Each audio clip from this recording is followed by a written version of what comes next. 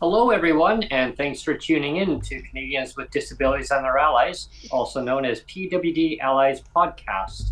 Today is part 2 of the Provincial Disability Policy Analysis, and we're going to be diving into ODSP and for Ontario, people on disability in Ontario. I want you to check out the podcast on your favorite app, on Spotify or wherever you find it best suited for you. So today I am going to be turning the mic exclusively over to Minnie, and I want to thank everyone on our panel for joining in today too, as always. It's always a great pleasure having a great we should say that Dan and Ellen are also from Ontario, so that they're welcome to pipe in as well. They're well versed on ODSP, but like you and I, Brent, we're not, and same with MJ. Like we're on the West Coast, so that's why we wanted to kind of turn over the show to Minnie and to Ellen and to Dan, as they are the experts in Ontario. They know better than we know out west. And so with that being said, I'm going to start off with Minnie first, and then we'll make our rounds. Hello, Minnie. Thanks for joining in today. Great pleasure always having you on. And today I'm going to dive into the ODSP. People that are watching or listening right now or later on, if they're listening later on the podcast, Minnie's going to be talking about the policies, a breakdown of the policies, ODSP. Right now, as people know, across our beautiful country, people live in legislated poverty. I know it's not a nice word, right? You think, well, isn't the government supposed to take care of people? Well, evidently not, right? So Mythbusters. Smelly gusters. Love that phrase. It's will an air balloon hold a cataract 5,000 feet in the air? Let's think about that one. No. Anyway, we'll let Minnie take it away. Go ahead. Yeah. Okay. So yeah, I'm Minnie. I've been on ODSP since November 2010. I work while on ODSP, so I'm not just on the income support and then health benefits. I get all the things you could access being a person who's working, receiving ODSP. I know a lot of people, they're on ODSP and they're not able to work. And that is where you are limited to what you can access. You're limited to how you live your life on ODSP. And then there's people that are rejected from their application on ODSP, so they're still in the Ontario Works program, and that you have to prove all the time you're unable to work, because Ontario Works is short term. They want you to get back to work as fast as possible or go through employment training, education training, some type of training that gets you back in full-time employment, and their goal is success if you are able to achieve full-time minimum wage work. Yeah. Should we say what the difference between, like, as far as the dollar value, what the difference between OW and ODSP is? So yeah, that's a very good question. Monthly benefit of Ontario Works for a single person, no children, is $733, and then for Ontario Works it is $1,308 for a single person, no children, assuming you don't have access to the other benefits, so like medical transportation or special diet or have children or married. There's different calculations for what you get, and then your housing. So if your housing is like board and lodging, or you're renting a room, or not like, and then housing. So like those things are different, but like the full maximum for me, like I'm in market rent, so I get the full maximum of shelter, $556, and then I get $752 for basic needs. But my maximum is actually $1,593 before they take back an overpayment, because I'm in market rent, and then I have special diet, and I have medical mandatory transportation. So like each household is different. So even though they have a general information about ODSP, they don't tell you the things you could access until you're in it, or you actually get a caseworker that's asking you, are you accessing this? Do you know about that? And with being on ODSP since 2010 up until now, the only time I actually got more things from ODSP or OW is when I actually had a caseworker who asked questions to help me along, like they're supposed to. Yeah. They're supposed to ask you, do you need this? Are you aware of this? Yeah. Like, well, here in BC, it feels like the caseworkers here in BC, and maybe elsewhere too in Canada, it feels like they deliberately withhold information. They don't want to tell you things because they don't want to give you money. But what is your experience of, like you just said you had a good caseworker, but what is your overall impression? Do you feel that they're deliberately withholding information or not? So that is also the other thing. So because I'm very like articulate and educated about what I want in general, I get caseworkers who talk to me like I understand what I want in general. So like depending on your disability or your language ability, you may just get a caseworker that's not patient enough to have a conversation with you. There's also that. Or like the only time I get caseworkers that come with me with a judgmental, predisposed, whatever, is when I go to the office. It's when I go to the office. So if I go to the office, I had to photocopy invoices from my small business, and two caseworkers who were a different department of the caseworker office decided to hover over me in the office. But I'm doing the tasks my caseworker asked was to photocopy the invoices, because the Wellesley office has their own computer center for people that are looking for employment. I'm doing all the things they told me I'm supposed to do. I'm accessing all the things they told me I'm supposed to access. Just because two little caseworkers are tired of their little job, they have nothing better to do, they're hovering over me as if I'm like, I should just brought in extra paper. The way they were acting like I'm wasting paper. I'm like, no, I'm doing exactly what my caseworker told me. So just that I get a lot of it, like if I go to the office, depending on the environment of the office and depending on the caseworkers, if they're just too long on their lunch break, that's where it comes in. But I learned from reading the Auditor General document is because when they made the OW and ODSP program, they did not program people to not be judgmental and stigmatizing. They came in with their biases from day one. They came in with their judgments from day one. They came in with the, oh, these people are wasting our time. Oh, these people looking for like, or making like, no, welfare is not that big. Even if like the 90s, it still wasn't that big. It's not like we got millions of dollars, like the joke on The Simpsons. It was barely enough to get by.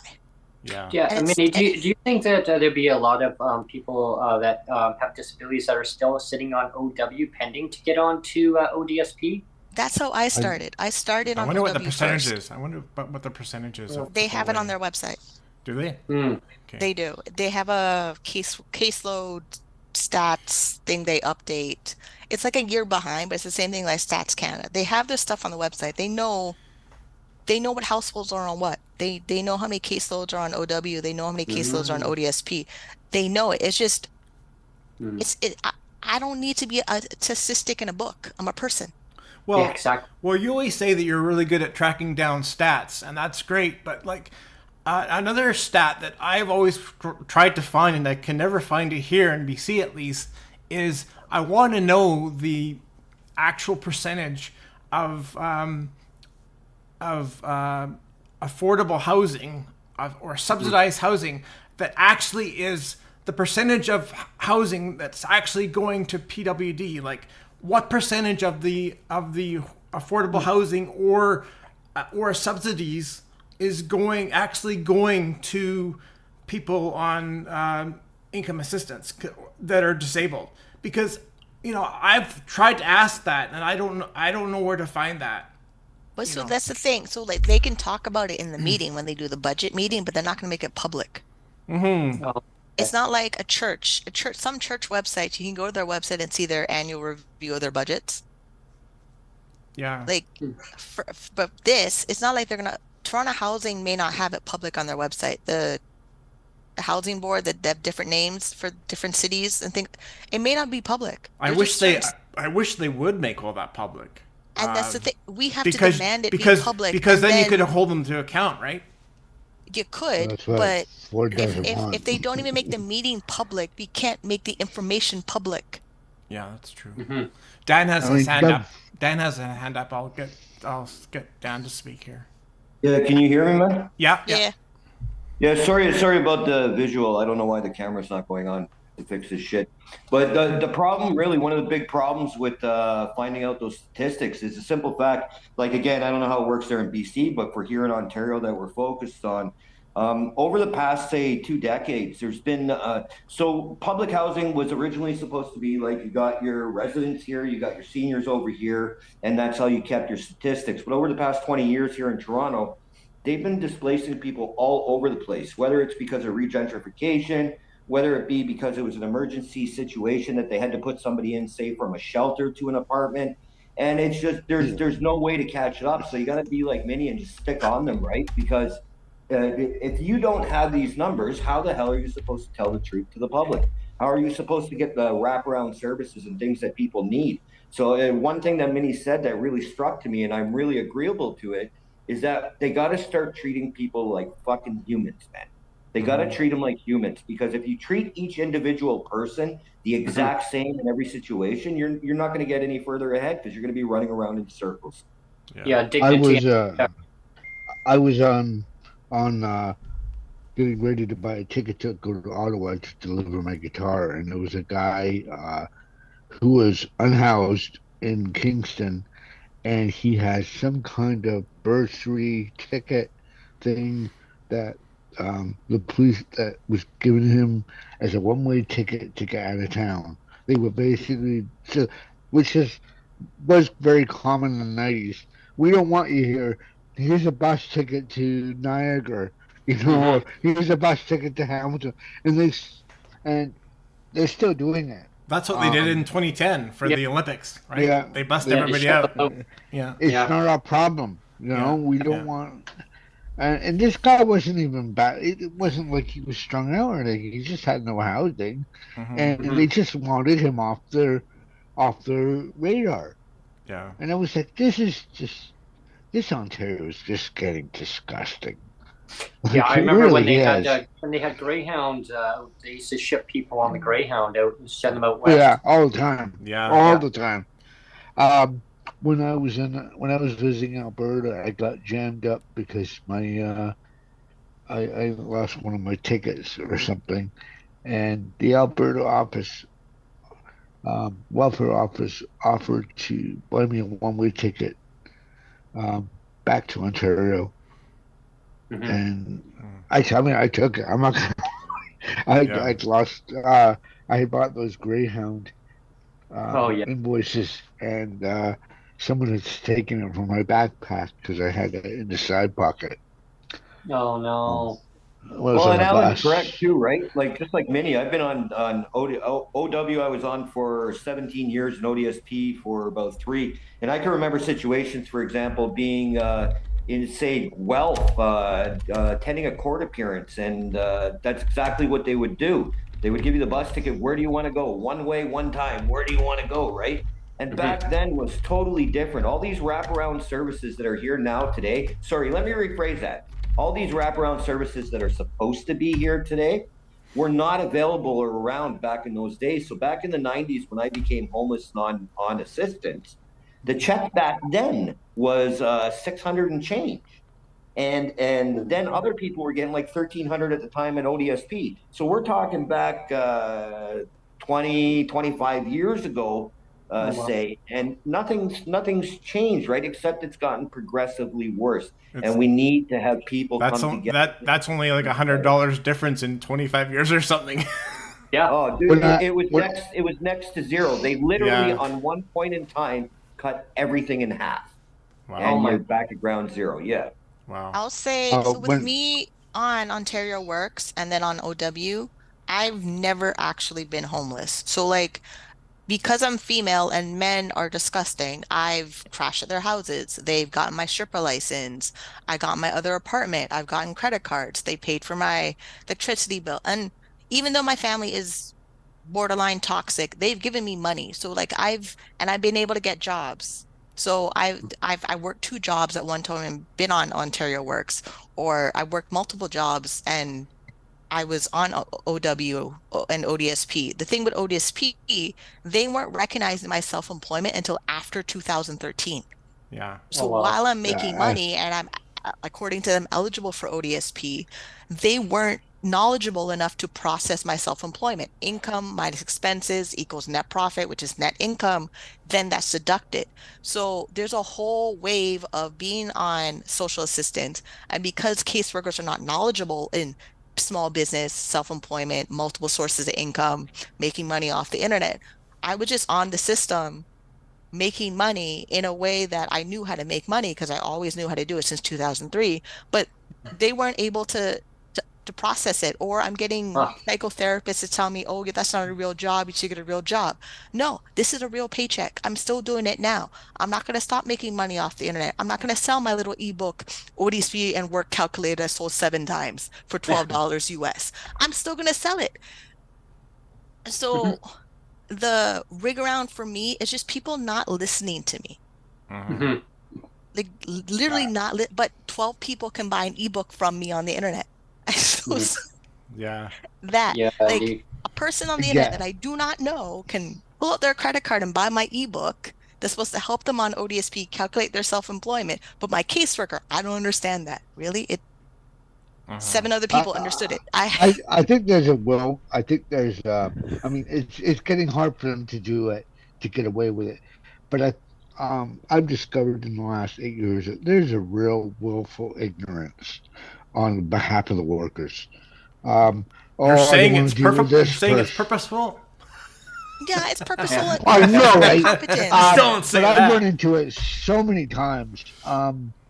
So many different workers, and I've had some gems of workers, people that will just kind of go the distance. But I've also had workers going, I don't think you can do that, and we're not giving you a this, that, or the other to offset. And I'm like, you guys don't have a clue. You're just paper pushing. Yeah.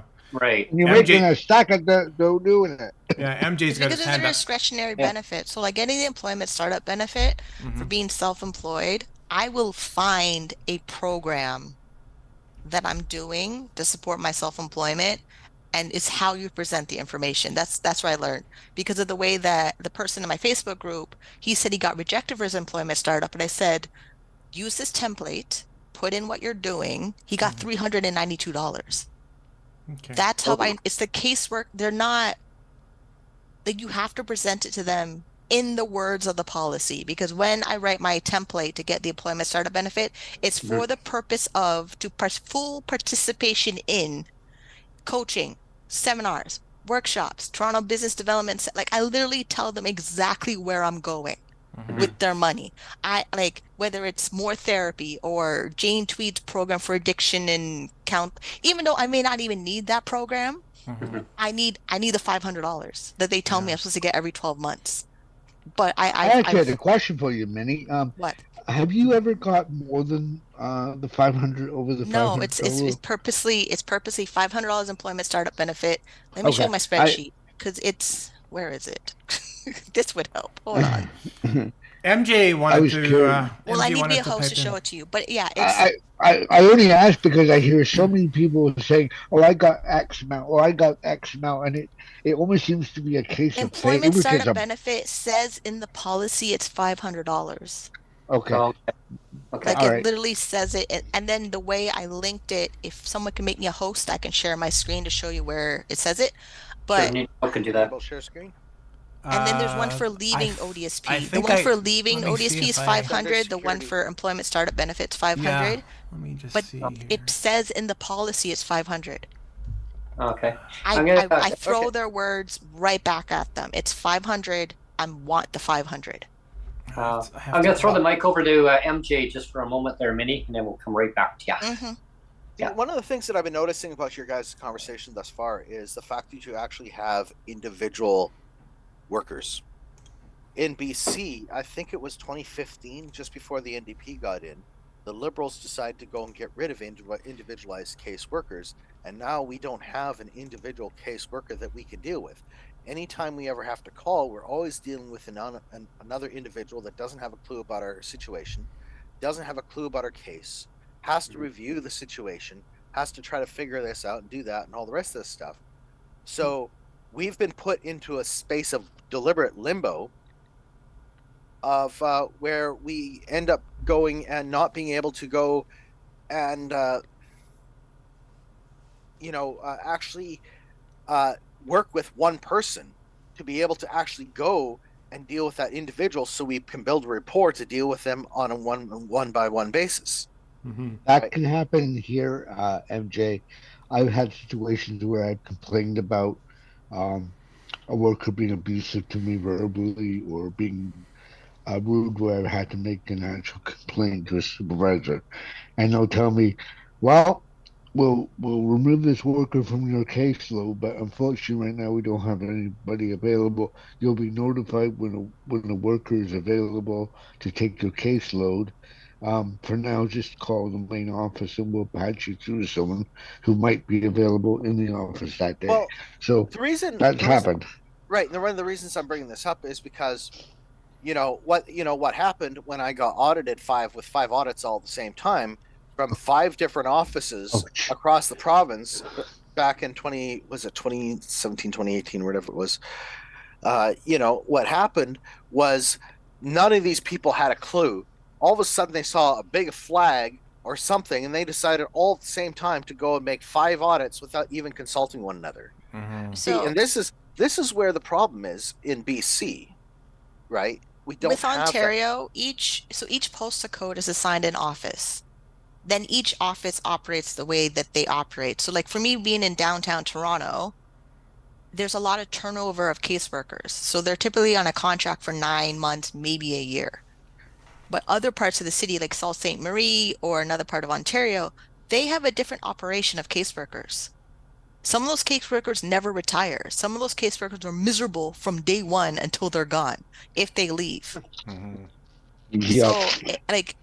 For Ontario, with how big it is, I've never left downtown Toronto. I've always had that office where I'm at. I've never moved out of the city. I never moved to a different office. I've always been in this office. The only thing with this office was they moved from Gerrard Street beside the strip club to Wellesley, and they merged the Ontario Works and ODSP office, but they made it nicer. It doesn't look like this rundown. It's that church. It's that church now. Yeah, isn't they it? moved from the beside the strip club at Gerrard over to Church and Jarvis. But Church and Jarvis they were promoting as a nicer office, as a prettier office. Right. So you're like Cheers, where everybody knows your name there now. No. Yeah, it was on Young. It was on Young. The one in Young and Gerrard was just different. It was a hole in the wall. Yeah. Office, and then the one in East York. But I never really had to go into an office. So not everyone is getting the same experience because where you live in the city. It's not like it's consistent like a McDonald's anywhere in the world. Well, that's another thing. It should be consistent, right? It should be. Mm-hmm. That's another thing we can talk about too a little bit is like here in BC again. Is like the Work BC offices, right? All the Work BC offices, they're so different. Like everyone is like completely different. So depending on which Work BC you go to, like you'll get completely just shit service or not bad. Yep. It's like it totally just runs the gamut, right? It really does. Well, here's the funny part, Neil. See one of see, if I could jump on Work BC. Yeah, cool. One of the things that I've found in dealing with Work BC in the multiple locations I've lived in is I found quite literally that they have the same level of crap service no matter where you are. I mean, so the multiple different places I've dealt with seem to have this whole same low quality service going on. It's like they run you through the ringer. They got to spend all this time going through a bunch of stupid crap. Then they want to interview you. And then, you know, it's like if you hurt somebody's feelings, they say, oh, you hurt somebody's feelings. We can't work with you anymore. You know, it's like I'm on disability for a reason, you know? Yeah. All right. So this was the employment training startup benefit. See, it says right here, eligible members of the benefit unit may receive up to $500 in any 12-month period to assist them with the costs, beginning, change, maintaining employment, beginning, change, maintain employment assistant activity, and then beginning, change any other intended to assist the person to become and stay employed by approved by the director. So the any other activity is how I get my self-employment stuff. I presented and I'm doing anything to stay self-employed. And then I went back and looked through everything in the policy that says self-employment, and then the self-employment startup benefit, it was in there. But even that page you just showed now, Minnie, Wait, I don't think there's anything equivalent on the BC government website. Like it doesn't give you that kind of breakdown, right? There's a smaller version for Alberta, because when I found Alberta, it was so nice. They don't give you that kind of breakdown on the BC government website. They don't. It's like, well, here's the act, which there's nothing in it, and here's our legislation, but there's nothing that like you just pulled up a summary. Like here's a summary of our policy. There's nothing like that on the BC. And it didn't look like that before. So like before the pandemic, it was a giant wall of text that I had to read through. Okay. Yeah. This is the nicer version of it, and they update it every couple of weeks. It drives me nuts.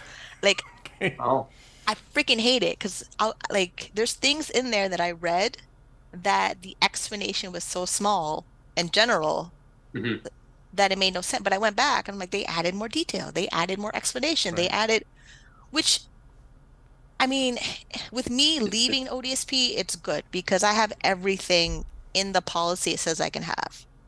Like with that. But if you read the policy when they changed the earned income from 50% exempt no matter how much money you earn, and they added the $200 flat rate, and now they changed it to $1,000 flat rate. Some people believe you're cut off right away on ODSP because the 2013 September, before they change it, 50% exempt, like cut off automatically on your income, not knowing that today it's $1,000.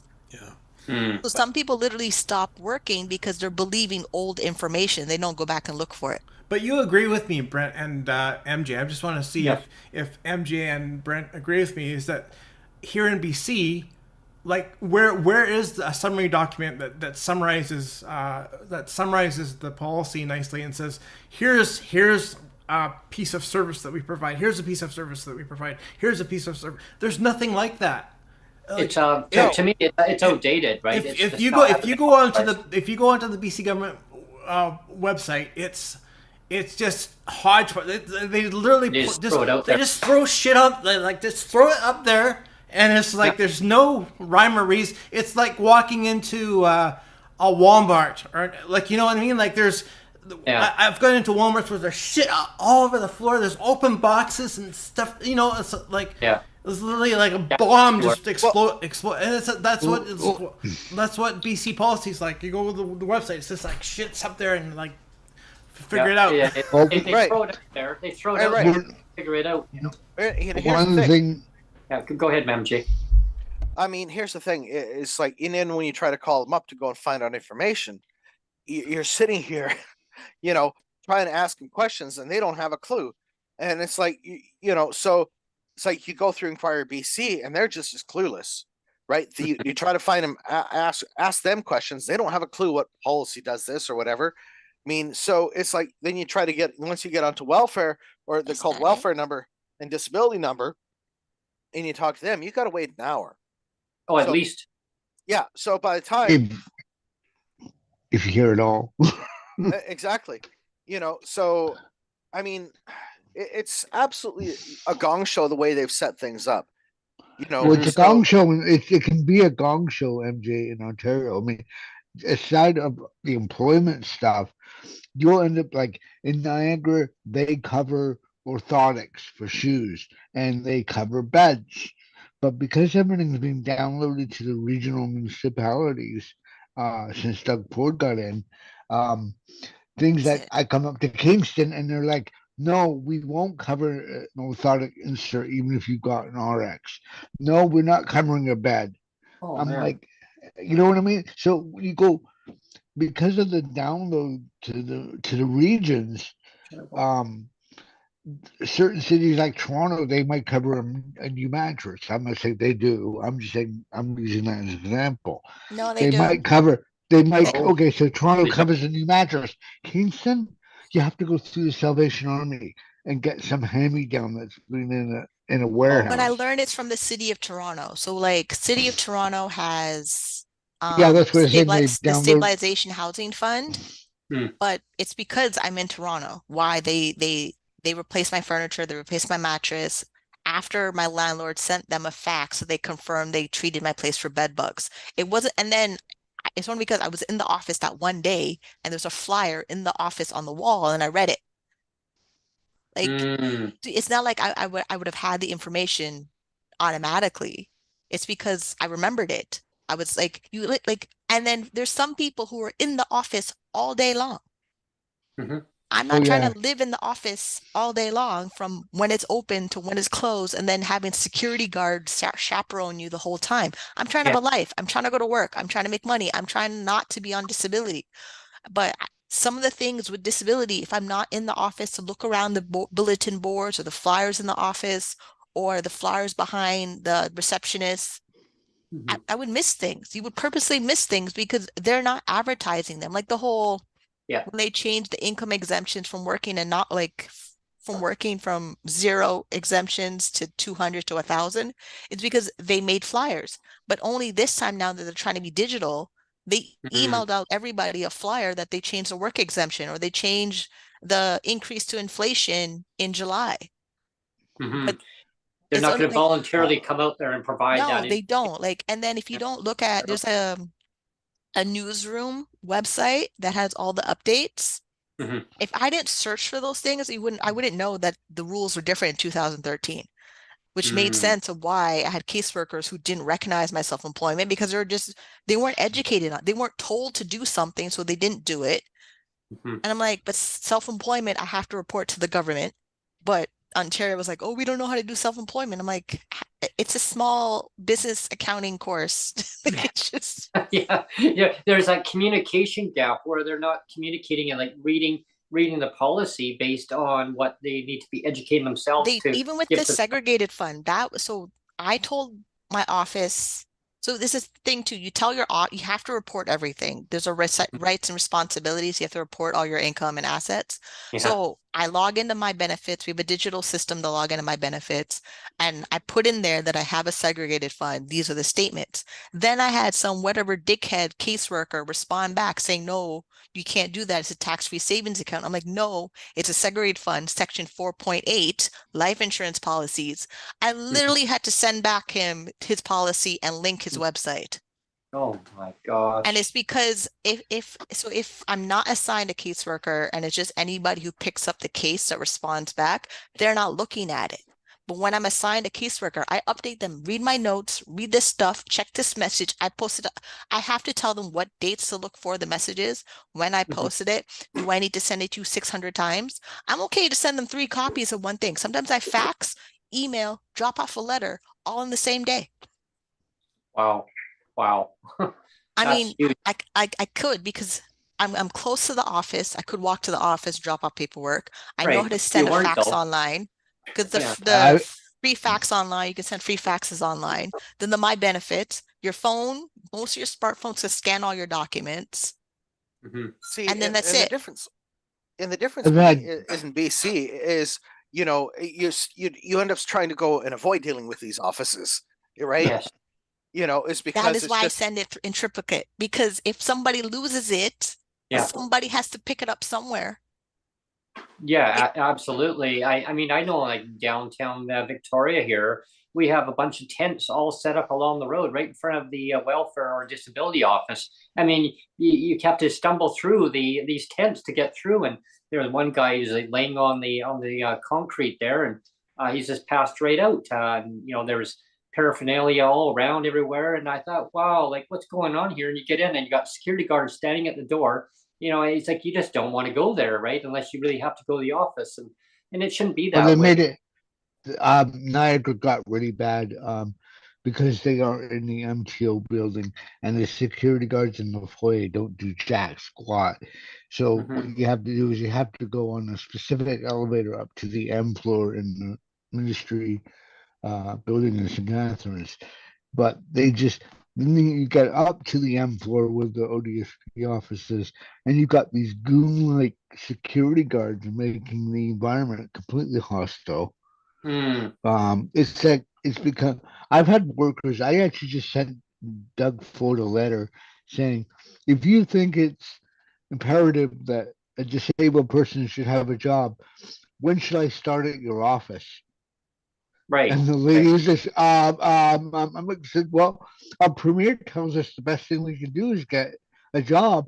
And I've been applying to places, but every time I tell them I have a disability or it comes up in conversation, the interview's over. So I'm just wondering when I'm starting at Queen's Park. It's funny. Ellen, I didn't know what to do. It's funny, Ellen. I'm just going to comment on your comment on that. I remember I was in way back when I was in college, and I had an instructor who said to me, "So if you had the best solution for a job, what job would you love to do?" I go, you know what? And it was actually I took that same line and I took it over to the government's office, and I said what the instructor said. And he goes, "Yeah. So what job would you love to do, Brent?" I go, "Your job." I was like, "Hey, I'm getting so frustrated because the kinds of jobs that Doug Ford thinks disabled people should get are being taken over by like if you go to Walmart, forget being a janitor there, they've got a floor machine now. I saw that. All these jobs that Dougie thinks disabled people should do are getting eliminated because Walmart doesn't need it, and the days. What I guess again, Brent, is the days of a disabled person getting a job stocking shelves at a Walmart or no frills are over. So remember when I said earlier that the goal of ODSP and getting people back to work is to rumination equal to at least minimum wage? It's right here. This is the Auditor General essay, whatever thing is. It's right here. The purpose of the employment support program is to help people with disabilities increase their economic independence through competitive I remember this word before. Rumination equal to at least minimum wage and sustainable jobs. It doesn't say what job. It says minimum wage. Oh. It's not like you decide what that job is. You decide what you're qualified for. Like I know me going back to school for accounting would be my best bet if I'm getting a job, but I also know that I can make my money self-employment. But if you're going to go through employment supports through ODSP, it's going to be minimum wage. It's going to be data entry. It's going to be folding papers and doing the paper route. It's going to be like the pizza place. If they think the pizza place is higher, they're going to put you in that pizza place. If they're going to put you in a bakery, they'll put you in a bakery. No, you don't want to wake up at 4 o'clock in the morning to work at the bakery, but it accomplishes the goal of at least equal to minimum wage. Well, remember in BC here, Brent, when they literally had sweatshops here in BC, they literally had sweatshops where people with disabilities would be working for maybe $3 or $4 an hour. Or less than that, maybe like $2 or $3 an hour, something like that. It's disgusting. Yes. Yeah. I'm telling you, Brent. Neil, I've had friends of mine who I'm no longer friends with. Like I've I've stepped away because of the ableism, but I've had them going, "Oh, people with disabilities should be working in shops where they're isolated." They've got this whole 1950s mentality. Yeah, that's That, healthy. like I had one guy get, he was I was working. I just started Swiss Chalet, and he's like, "Oh, you're working. That's cool." I said, "Yeah, I'm on ODSP, but I want to get back." He goes, "Well, that's where volunteering comes in, my friend." Like, he goes, "Don't take a job from someone that needs one in the community." That's what he said. That's way back when I was young. We had these jobs where we worked in workshops, and I'm thinking, you arrogant, misogynistic prick. Like, and then I've had friends who have said that to me, like I'm stealing a job, and my brother-in-law, who's supposed to be Christian, is telling me how I should be living in a group home or an institution because when I rent an apartment, I'm taking it from someone. Oh, Wow. jeez. So I'm like, because you don't deserve one. I've had workers do this. Yeah. I'm going, where is this mindset? Yeah. Like you want us to be in the community, and then you're telling us to be behind closed doors. Like, Yeah. Make up your mind and then shut up about it. Yeah. This is something that Minnie said earlier about when all these people get hired, they still come in with all their preconceived notions, right? And working in welfare, and is the same thing, with what you're just saying, Alan. It's this whole preconceived notion that we're just not good enough and we're just to be thrown off to the side, because you're disabled, just get out of the way. Right. And this is, something where I've noticed as well is when you talk to people about being disabled, they really, I don't know what the heck it is. They really have this attitude that, you just, you're disabled, stay out of the way, let the rest of us solve the problems. And I'm like, your own lane. I'm sitting here going, when the disabled people start figuring out figuring out the solutions and you guys can't, there's something seriously wrong with this. I mean, you take a look at what Minnie's doing with these spreadsheets and her group, Facebook groups and stuff, helping people out along the way to get further ahead, right?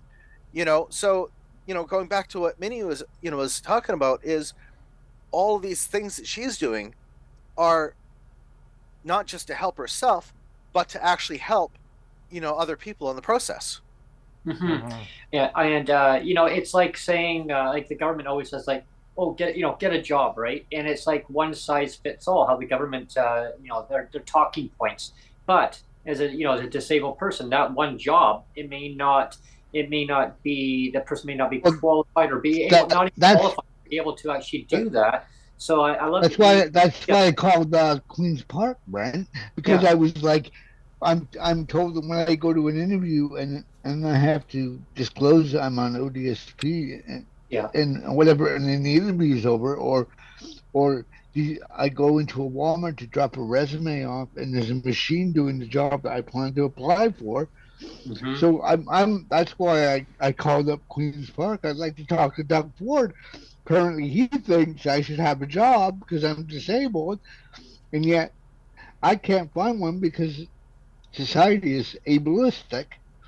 And they want me stay in my own lane. So when am I starting at Queen's Park, Doug?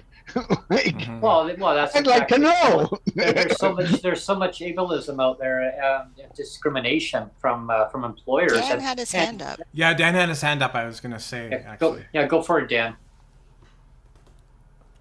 Yeah, you're bang on. I was just going to say part of the problem is that they hear the word disability. This happens far too often here in Toronto and Ontario. They hear the word disability and they automatically categorize you into the one category of disability. So as an example, like my previous work at the city there, my job was helping house the homeless. It was straight up. I was the council liaison to Toronto Community Housing. And what people think is that we're all disabled, we have no brains, our bodies don't work, we don't know how to do things. The problem with the government, what we're talking about. The problem with the government is that when it's not their idea, when it's not their solution, they don't want to hear it. When there's people such as Minnie and myself and MJ and Alan and you two there, and we have the proper solutions to help outfit the issues, they don't want to hear it. You interrupt the machine, and you're interrupting the world. Well said, Dan. Yeah, you bang on that exactly because. But it's not even that. Like before I was self-employed. I was fine. I was normal. And then they told me I have depression. Me too, though. They told me I have depression. They told me I need to go into treatment. They told me I'm in psychosis. I didn't know I was in psychosis. They told me I'm in psychosis. So while they're diagnosing me, I'm trying to fight for the ableist life that I was told to have since I was born. I didn't have the option of being disabled when I was younger. It happened later in life. So if you're already in a grown up program in a certain way to go to school, get a job, get married, have babies, and then have your retirement or in a job for 40 years and it stops, nobody's there to support you to reinvent yourself at all. They literally just said, oh, you're disabled. They really want to lock me up at I couldn't be in the psychiatric ward. They told me I was too well to be there, and if I stay there, I get too sick. So they sent me home. Then they sent me in CAMH's employment support program, trying to tell me the job I've already doing that got me where I am in their office, that pays for my bus fare to get into the office, is not a real job. Jeez. Yeah. Well, when I needed self-employment source from day one, but I didn't get that till 2016. I didn't get an agency to help people that are self-employed until 2016. Well, that's kind of my issue too. And I know that you can kind of speak on this too, Brent. Is like before I went on social assistance or income assistance. Like I said, I've only been on for about 15 years or so, roughly, maybe 14 years. And before I went on it, I was working I was working 40 to 50 hours a week. You know, and again, I mean, I've had my disability from day one, like from birth, like cerebral palsy. It's pretty significant. Like it's actually hard. It's actually hard to do 40 to 50 hours a week with cerebral palsy, but I did it. Right, and it's at different levels, so but I pulled it off because you look after your health, you make sure you prioritize your health, so you know. But then it's like I didn't know all this shit was coming my way, like, you know what I mean? Like I was you know, I was kind of clueless, but you just figure like, okay, I've done my 20 years. Of like doing my darndest to stay off, like, cause it's not like I didn't know that social assistance was a thing. Of course, I knew it was a thing, but like I was kind of ignorant. I have to say, like I just assumed like when I'll need to call on it at some point, it's gonna be there for me. I didn't think it was gonna f me over. Well, like, that's the thing, Neil. Is my only image of welfare is from the kids in high school that are having babies. Yeah. Because I wasn't one of them. I wasn't a teenage mom. I didn't think I would end up there at all. No, I didn't. I didn't have this picture that it would be like that. The system was always there, though. Like I always thought that it was there to help people when they needed it. And my family doctor even said, "Well, the system is there to help you when you need it." And he even said too. He goes, "You remember when there used to be pensions?" And I got on after they got rid of it as pension. Me too. Me too. And if I had known that they were going to do that, I would have applied right at 19 to get on it. Like if I knew that the government was going to screw us over, like when I got older, I would have applied to get on it. And then when they go through and they try to reassess the person to see if they're still disabled down the line. I mean, that was a huge no that government did. But whatever, that's another topic. Brian, I got on it in '96, but I was running my landscape business, so I wasn't getting. My parents just wanted to make sure that if I needed dental, or whatever, or health benefits, I was getting the benefit end of, not the financial end of ODSP. The only time I needed it was during the winter months, because running a landscaping business is kind of hard to cut grass when there's 4 feet of snow. Canada, eh? But so it was just a fallback. But from the age of 20, even before that, I was cleaning boats when we were sailing. That's how I made money for my landscape business. And by the time 91 came, I was 2021. I was cutting grass from 9 a.m. to 7 p.m. unless it was pouring rain, which in case I was even double down the next week because the grass was going to be super high. So Grass I've is always blue and kind of been, guy's I've green. always been self-employed. I've Yeah. always like, if I wasn't taking photographs for weddings and stuff and small businesses, I was cutting grass. So um, I've always been on the self-employment aspect of it. I've had jobs. I worked for the city of Welland on a contract in '97 to fill in for someone um, and stuff like that. And I'd worked for Ally Moving, where I was almost a crew manager within a year. So I was making triple what ODSP gave me. It's only the American company shut the Canadian side down. So the ignorance of ODSP is pretty phenomenal. Like I've had workers badger me, when are you going back to work? It's clearly you can work. Why are you on ODSP taking But money it's not from for them us? to decide. Like we're Yeah. acting Yeah, oh like no, I agree. we're acting like they don't have the power to come tell me to do anything. Yeah. Just like I got on it because my doctor said it was a good idea to get on it, so I did. And the Yeah. whole time I'm fighting my doctors not to be on it. And then when I finally got on it, I almost lost my apartment. I almost went homeless fighting my doctors that I can go back to work. Yeah. Because I was told, treat the depression, you can go back to work. Then when I got on ODSP, no, these caseworkers, their only job is to show that I'm qualified. And the thing when I was looking to the Auditor General, they have this wonderful flow chart of how they process people on ODSP. That is their only job. Person applies, immediate financial need, yes or no. It's a choose your own adventure book. Oh, Ontario geez. Works application, Do I financial do I eligibility, get the yes happy or no. ending though? I want the happy ODSP, ending. Nobody ODSP gets a happy application, ending, financial Neil. eligibility, yes or no. Like they literally just look at you, yes or no. Which flow chart are you in for? Like Looks like a maze. not really. No, we all No? started here. We all applied, Oh, okay. and we all proved we have financial need. Oh, it's like a pyramid. What's at the end of the flow chart? The end of it is appeal Rainbow. to Social Benefits Tribunal. They there. purposely flow chart you to apply to Social Benefits Tribunal. Yeah. Okay. Remember Oh, whenever we got denied, you had to get legal aid to help you build a case to go to the court? This. Yeah. Or you're somewhere in the middle. It's got two unsuccessfuls, and they both lead directly to the There's tribunal. There's three. Yeah. There's one There's down there. three. oh wow. If unsuccessful, It's a regular game of snakes and ladders. But what's Yeah, funny yeah, about it this looks like chart, that I'm glad I scrolled through the whole thing, it had where Like the graph. third-party verification of your income. This income verification, how they check if you're eligible. So they check CRA, which means they're checking your tax return. They're checking your credit report at Equifax. They're checking the Ministry of Transportation to verify if you own a vehicle. They're checking employment insurance if you're qualified. They're checking into OSAP if you have anything at OSAP. They're checking everything. Dear. Yeah, you're under a microscope. And if it looks they could hinky, check everything, but I'm going to make sure I follow everything here. They could check everything, but I'm making sure I access everything here that they said I can access.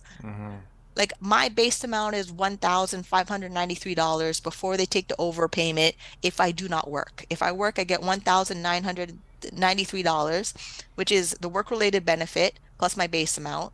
And then gifts. So my mom and dad and grandma send me any money. It's anywhere $10,000 in a 12-month period. I'm getting that.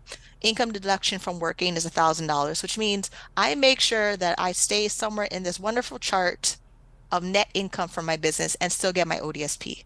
I calculated the math. Like the level of the bookkeeping receipts. Okay, great. So here's the section for self-employment, cash in the business, $5,000. My plan is to put this $5,000 in a GIC and let it sit there. So that way I have the stock market growing my money, so I don't have to work as hard. And then business assets. So like my camera, my computer, my lighting, everything I need for my YouTube studio and content curation assets, and then my other assets, and then the segregated fund, and then this is the employment transitional benefit to leave ODSP. The whole thing is set up in a way that you're on it, you're working, you leave, you get your final paycheck. And then the transitional health benefits. So great, you made too much money, but you no longer qualify for health benefits on the, like not making any money. They have transitional health benefits. They have extended health benefits. Then if you don't qualify for extended health benefits or transitional health benefits, you can buy your own plan. I called everybody. I called Blue Cross. I called Green Shield. I called Desjardins. I called everybody and got quotes for health insurance. They're not going to stop me from being there, and they're not going to give me a little bit of a little opinion to come tell me what I can and cannot do. They don't get to decide. That is my doctor deciding. That is how well I respond to my medication. That is how well I decide to make my money when I know how to make my money, and making sure if I have a business coach, I'm hiring the business coach, or if I'm going to travel for business, whatever it is, if I go back to school, they're not stopping me. Like they're like, we're sitting here complaining about the caseworkers in the system, but you're staying in it. You're staying, if you stay in it, you literally at the mercy of them deciding what your life is. So Minnie, if I may, if you could just clarify for the people in Ontario, does that mean that you can make the $1,000 a month and get, is that $5,000 a year business exemption? Is that per year or is that per month or what is that? Oh, I went by too fast. I'm sorry. Hold on. No, I just think it's great information to have for people It out is, there. and I because said there's it a lot so of things that fast. people don't I know. said it really, really fast. And Really good I information. should have slowed down on that part. So what it is. Do it like this. So, okay. So That's funny. hold on. Okay. So here's the section, the link for self-employment. So self-employment, where's the assets? Business assets up to $20,000 can be allowed if necessary for operating the business. They also recognize people that run a farm. So your tractor could be worth $20,000. That's the asset of the business because your business is a farm. So the $5,000 is what they want you to have as liquid cash in your business, which is just as long as it's not liquid honey. that's your I think asset. That's a whole different thing. That's your asset. If you have liquid honey, that's your asset. Oh, okay. For example, a recipient receives a business loan for, like, this is a whole, you have to tell them you're applying for a loan for the business and they have to approve it as a reason in your business because you're always telling them your business. They decide what your business is profitable in and they're not experienced. It's not like they went to a business school and took a business class. They're reading the policy and they're deciding, yes, that makes sense. No, that doesn't make sense.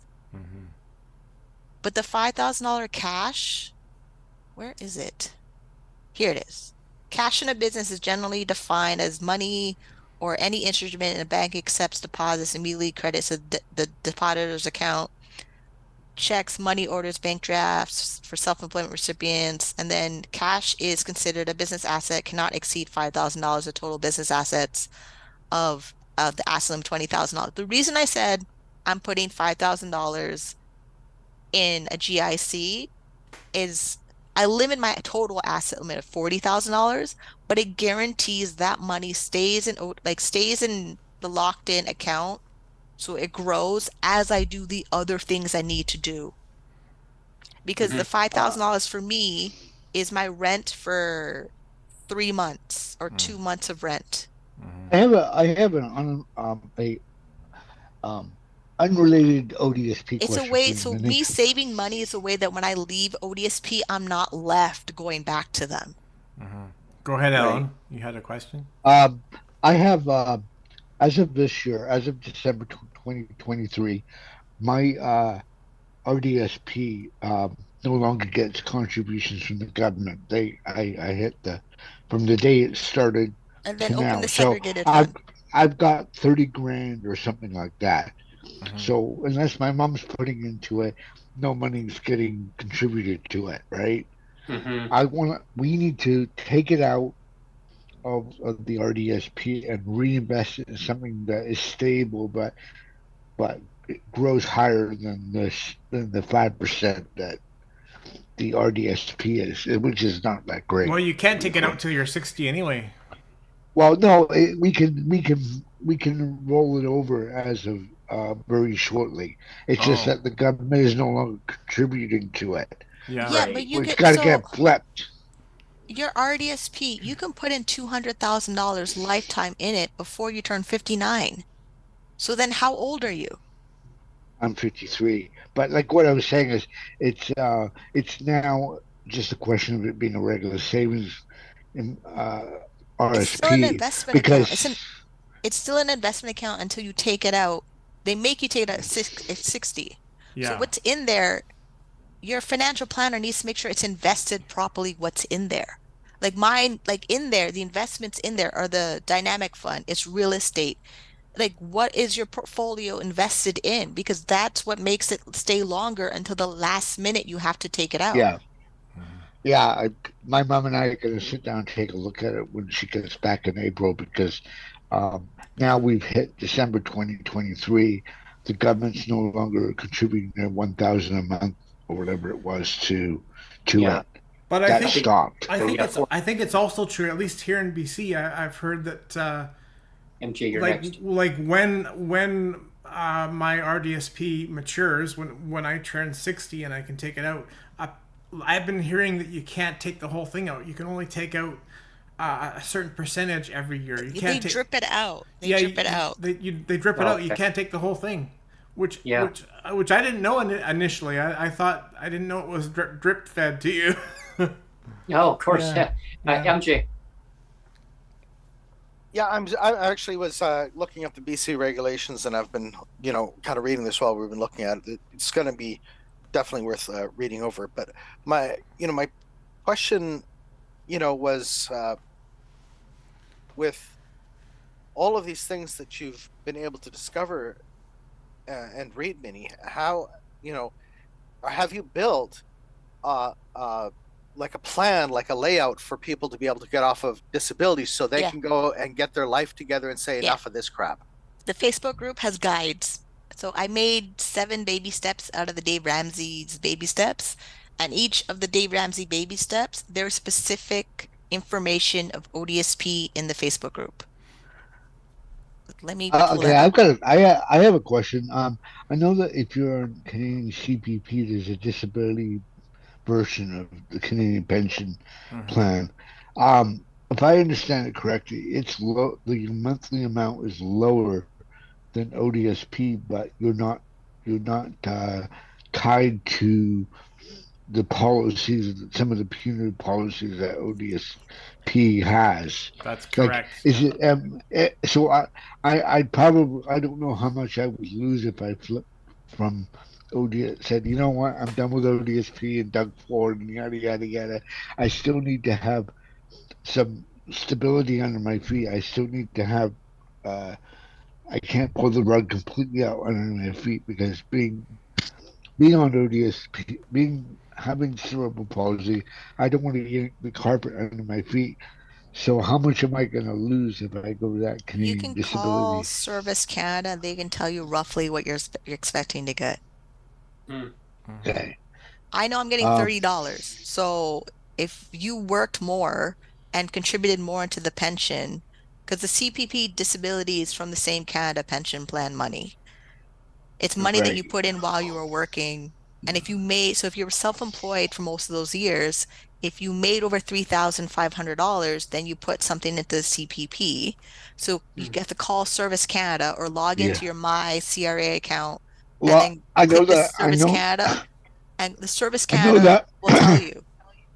I know that I earned enough when I was at Swiss LA to be eligible for CERB, because when we got laid off at Swiss LA, most of the staff at Swiss LA had gone to CERB, and I was one of them. Now I'm getting clawed back for it, but I must have made enough to qualify for the $5,000 that you needed.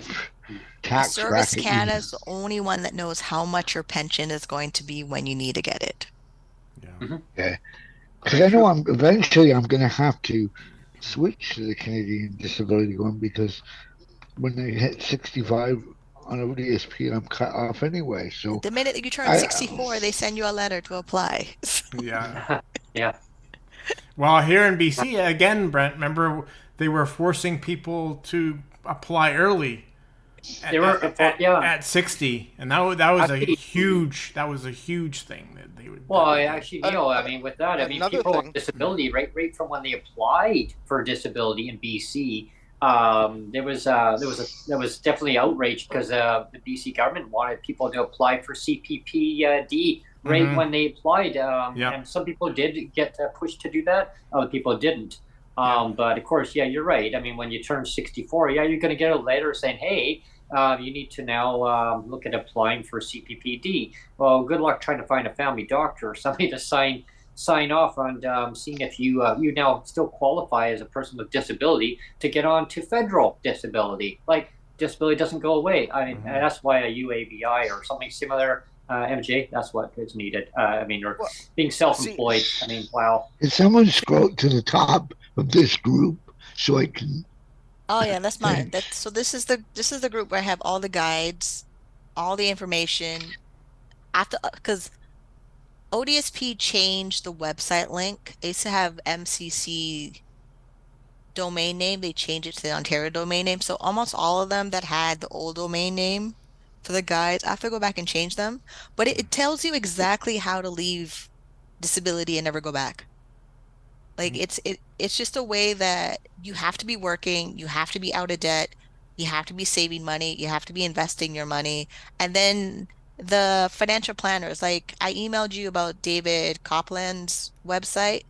He's the only person I know who has a disability who's actually licensed to sell the financial products.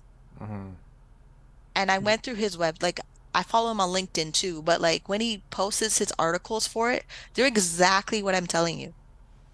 But he's licensed. I'm not licensed to sell you the segregated fund or the mutual fund or that. I work with my financial planner, but my financial planner that I found, he sits down with me the entire time and explains to me what it is. So like how I know my registered disability savings plan has the real estate investments and dynamic fund investments in it, it's because he explained to me each investment what they are. This is how I know the goal is this account is supposed to be over $100,000. I mean, there's $77,000 in there now, but I'm 39, so with compound interest, it should be good. It's just he planned it so that it's in the market, it's doing the investments. As long as the economy is doing, like billionaires, I'm happy for the billionaire. The billionaire will make sure my portfolio grows the way it should grow. Because with Alan saying his RDSP is gonna turn over with the drip account getting withdrawals on it, he needs to make sure that he doesn't take all of the money out. Some of it still has to be invested his entire life. Because you can't just take all your money out of your portfolio. Ellen is asking to join your group. I just saw the pop up. Oh, I didn't see that part. But yeah, it's okay. Yeah, I mean, this is awesome. I mean, the amount of work that you've done here is absolutely astounding, Minnie. And I did it. I got tired of being told to stay poor. Wow. I mean, like the Scarborough Action Coalition, John Stapleton, I'm sure he's a wonderful man. He's a retired caseworker at ODSP, but he has stay low income in retirement presentations. I'm not doing that. I'm not. 77,000 in my registered disability savings fund at 39, compound interest I needed at 60. That's 30 something years from now. And you want me to stay below income $20,000 my entire life? I don't think it's sustainable. What crack are you smoking is what I need to tell. Because that's basically what it is. You're literally telling me don't make more than $1,000, only save $250 in my account, only get the minimum match from my registered disability savings fund until I turn 49, and then stop. Wow. It's absolutely, it's dumbfounding that people would suggest that people should stop trying to go and become better and stuff. Legal aid does it. I hate legal aid. Legal aid is the same one as me getting on disability because mentally I was not functioning properly. But then the lawyer was like, you can't really work while you're applying. I go, then how am I supposed to eat food? Like, go to the food bank. The same food bank that gave me botulism, they sent me in the hospital, that I have the doctor give me the lecture that I need to eat better food. Yeah. Isn't that ironic, isn't it? When I could work and buy the food I know how to cook and make and eat, that my doctor says your blood work is fine, your cholesterol is good, because I'm eating food. The amount of fruits and vegetables in my fridge right now because I made money. Well, yeah, because food banks don't always give you everything that you need. The reason PC Financial gave me another credit card is because I'm making money. Yeah. See, like everything that's supposed to be like progressive, you have to make money. Like if you Got a read the book, tube of this. if you read the book, The Science of Getting Rich, it purposely tells you to not stay poor. It says the only way to get rich is to not be poor. I got We- this like, ground beef in the The dollar solution store. of exiting poverty is people need to work. I got this ground beef from the food bank. Last time I got a pouch like this, when I cut it open to use it for my spaghetti sauce, it was no longer the color of ground beef. It was white. Because they have Oh, expiry dates and they're supposed to be held at a certain temperature to stay cold. Yeah. Oh. The Well, only thing I did with it was I pulled it out of my freezer and I put it in the fridge in cold water, so it would start thawing out, so I could mix in with But the those ground thaw beef I had fast. bought. So like ground beef is one of Nasty. those things you have to cook it instantly. It's thawed. Oh yeah, I was. Yeah. It was just Otherwise- a brick, right? It was solid frozen, so I had to get it to the temperature where I could physically break Yeah. it up and Ground it, and, yeah. see, and when I cracked it open and it still was half frozen, it wasn't even the color of ground beef. Oh. Well, here's another Captain It tells Obvious. me it had right. been at the food bank for a minute. well, hey Neil, did you see my message on Facebook? You know, Just now. I was Oh. just looking at the Canadian or BC regulation. It says we can't leave BC for more than 30 days in the Right. Oh, you have whole that year. too? The Oh, whole year. The whole year. I need the Right? day pass. Yeah. Can I go? Can I go to the washroom? It's Go, like, Brent. Let's you know, go. it's like the whole year. It's like you can't leave for more than 30 days. So, Oh. so it's like if you have to go and to deal with a family matter, you know, outside of the province, or I'm go taking to my a field, 2-week vacations. They can suck it. I'm taking my 2-week vacations. you know, But you know, it's or nuts. here's a good example. It's like you got a phone up there, 1-800 number. You have to wait for some random worker to answer it. Yeah, okay. You know what? We'll have to assess this. We'll get back to you within 5 to 7 business days. Even though it says you're not supposed to leave the province for more than 30 days, if I leave and whatever reason I'm out of the province longer than 30 days, you keep your boarding pass. They're going to ask for your boarding pass. They're going to ask you, how did you pay for the trip? Then if family paid for the trip, then your family has to write a letter they paid for your trip. I already know that. They did that to me already when I was on Ontario Works and I had to go to my grandmother's funeral. Oh my Because God. Ontario Works says you can't be out of the province for 7 days. I didn't know that at the time until I told the caseworker I went to my grandmother's funeral in Jamaica. And they're like, what do you mean? How did you get there? Luckily, my mom didn't throw out anything. So we had the boarding pass. We had everything. The only thing that they were trying to ask for was a death certificate. But my mom was like, I'm not going to give that to you. They don't need to know that. So I gave them a copy of the program of the funeral. My gosh, eh? Yeah. And the only reason I gave them a copy of the program from the funeral is because what else was to prove that I actually went there for a funeral and not for vacation? Yeah. Jamaica for me is never a vacation. It's always some stupid family trip that I don't want to go to with family that I don't want to see. Yeah. Mhm. But for business, like the companies I work for that do their trip in Miami and LA and all those things, I am going. That is the purpose, to make more money in my business. Yeah. If you want to dig around, if they want to dig around on a porn website because they're being nosy, that is their problem. But that is still my business. That is still my income. Yep. That is still what makes me money. That is still the reason my invoices are paid on time from the companies in the United States that do adult entertainment. But they're not I going to know, stop me from my 2-week vacation. They're not stopping me from doing anything I need to do to succeed in life so that I'm no longer under the system. I Okay. want to leave them Can't as leave the fast as I province for can. 30 days? Minnie, I mean, the government worker going and looking at up what They can what look you at it do. all they want. I really don't care. And It's- no, I'm just saying. Then he gets fired for going looking. That's his problem. That's totally his. Yeah, I know many models who I've worked with that I've known for years. Ellie Hollow in Toronto, who's a plus size advocate model, has been an OnlyFans model in the adult entertainment business for almost 10 years. I know quite a few people that have a disability that are still in the adult.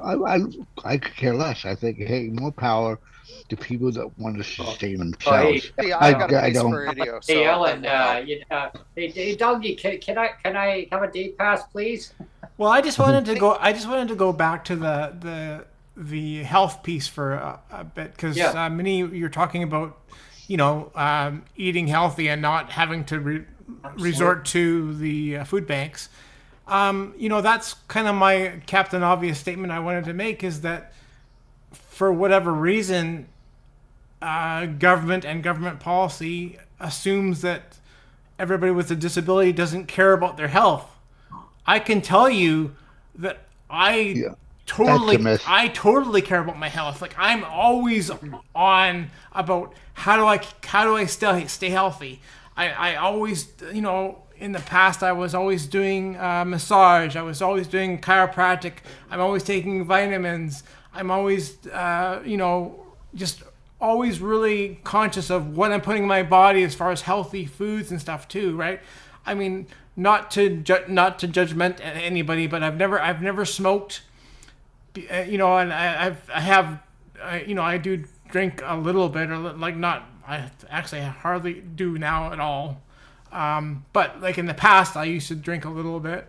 But it's only because, when you're born with a disability, like the deck's already stacked up against you, right? When you're born with a disability, you're dealing with a stacked deck already. So that to me meant that I'm going to really look after my health. I'm not going to smoke. I'm not going to do drugs. I'm going to really look after myself and make sure that I'm setting myself up from a health perspective to be successful, right? Because I don't want to just run my body into the gutter. But you look at government policy and they're like, well, go to a food bank, or surely you can live on $100 of food budget a month or something. And it's just like, are you kidding me? I used to. Here's the thing on that policy. It's the government says, well, you need to exhaust all other avenues. Like, go to the food bank. You qualify for EI. You need to drain out your savings, drain out whatever you can before you get government support. They say the last resort. I mean, really? Yeah. But it's actually not. So that's the annoying part about it's not actually a last resort, because my aunt, her son is autistic or cerebral palsy. He's verbally and mentally never gonna function as an individual adult in his 50s. Like, for his entire life is depending on homes, care workers, my aunt taking care of him, or whatever they get from ODSP. My aunt didn't know I was on ODSP, but I asked my aunt if she made any plans for my cousin when she passes away. I was like, who's going to take care of him? Because I don't want to be left surprised to take care of my cousin. And the rest of the family members, we're living our best lives. Mom's always traveling everywhere. And she signed a document. Somebody would pick him up in a bus and then send him to a home. It's the most horrible existence he can go through. We're literally hoping the government is going to keep him alive relatively long enough. Yeah. But he has no language skills to defend himself. So basically, they might say, well, he wanted to go and do MAID, and that I hope not. I really, because now that I know so much information and I'm now at the place where I can talk for myself and not just sit in a room quietly anymore. That is the scariest thing with my aunt, because we're going to see this happen. And then with my uncle, my grandmother's brother, like he's I remember him getting the hearing aid, but it didn't clue on me that he was on ODSP till I got older. Even that, he just got into housing. He's like 65. My grandma's like, how come you're not in housing? Well, I didn't want to wait 20 years on the waiting list. Plus, when I got this apartment, they called me, said to look at an apartment. I had keys to this apartment. And you're telling me to go look at another apartment when I'm in this apartment moving in. Yeah. And the reason I moved in is because I went back and got my stripper license to make money. It wasn't like, oh, I magically found it. I worked my ass off to get the apartment. I did everything. I did everything they needed to get me into this apartment. Minnie, have you heard, also another question, I guess, regarding policy.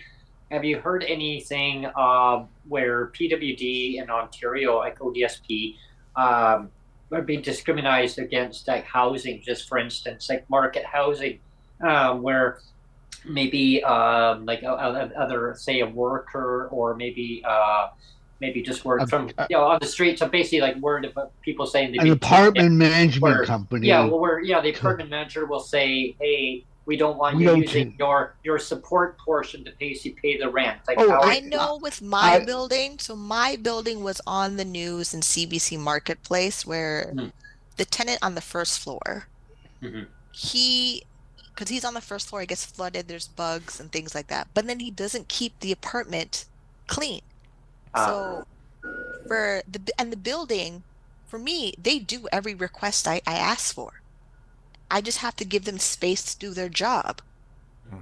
That. And then there was another person in the building, like depending on how the mail is delivered. Some people, their keys get stuck, the mailboxes are open.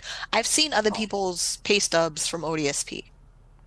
I'm gonna admit, I opened one of them. So it was 1169. But it's the because the building takes the pay direct from ODSP office, you okay. don't really know who's on ODSP unless you see a pay stub downstairs. Yeah, service I provider. So as Yeah. far as I I know, my building lets people in who are on disability because I'm on it. Two other tenants I know for sure are on it, and then probably other people, but they're working. So like with my building, a lot of us are working. So even if we're on a disability, where his sometimes the income. mail doesn't get delivered properly, I can see the pay stubs. There's only like three of them that are not working, but eventually they're going to be pushed out because the rent goes up every year.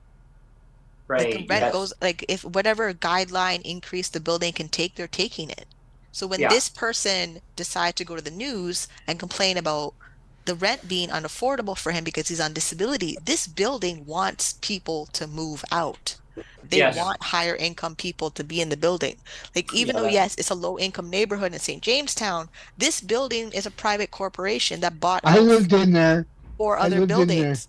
Four other buildings. So because they bought out four other buildings, they're Yeah. circling, they're cycling out the tenants. They're cycling out who lives here. Yeah. They kind of push them I out had way to I kind of irritate them so that they'll move so they can jack up the rent. And I know Dan's got a question. Yeah, Dan's got his hand up. Yeah. Yeah, and I'll come right over to you, Ellen, right after that.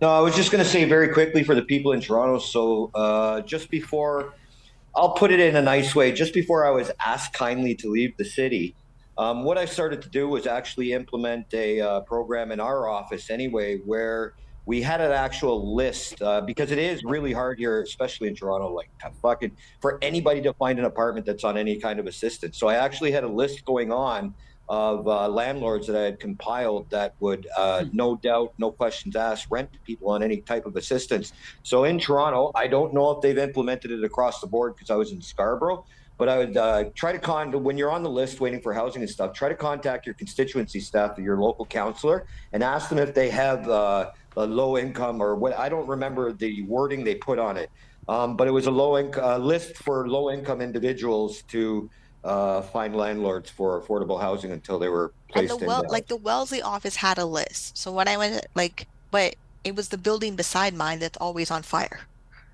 Like, Oh, think I know okay. that building. so I even think I though know like that. because this neighborhood is still considered low income, even though the rent is still average $2,000. Like when I checked the one bedroom one's almost 1900, but depending on which building it is, because they have newer buildings and they have the older buildings. Mhm. But you you're gonna have to work. It's not like you can just live in a place with just your fixed income and live. It's not gonna happen. It's gonna run out. I did the math. You see my spreadsheets. I calculate everything. The vacancy in BC, I'm sure you saw that the other day, Brent. The Yeah. vacancy in BC is like 1 to 1.5% right now. Well, yeah, because like on the news, they're saying that Vancouver and now Victoria is now kind of slipped behind, actually behind Toronto.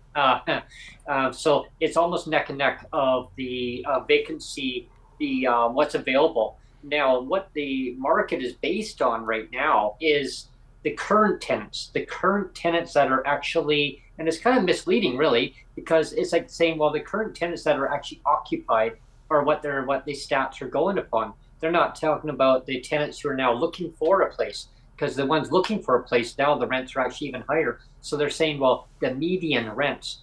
And so you're bang on that, Minnie, is that, yeah, there's scrupulous landlords out there. They it's an investment. They just want to get the tenant pushed out. They can jack up the rent. Sky's the limit, and then they can rent it out for $500-$600 more a month. I was on the radio this morning. I was talking to the opposition, well, maybe premier. I don't know. Who knows what's going to happen in the next election? But I had a chance of actually When we had the blackout, like I ended up going downstairs to the lobby and talking with neighbors.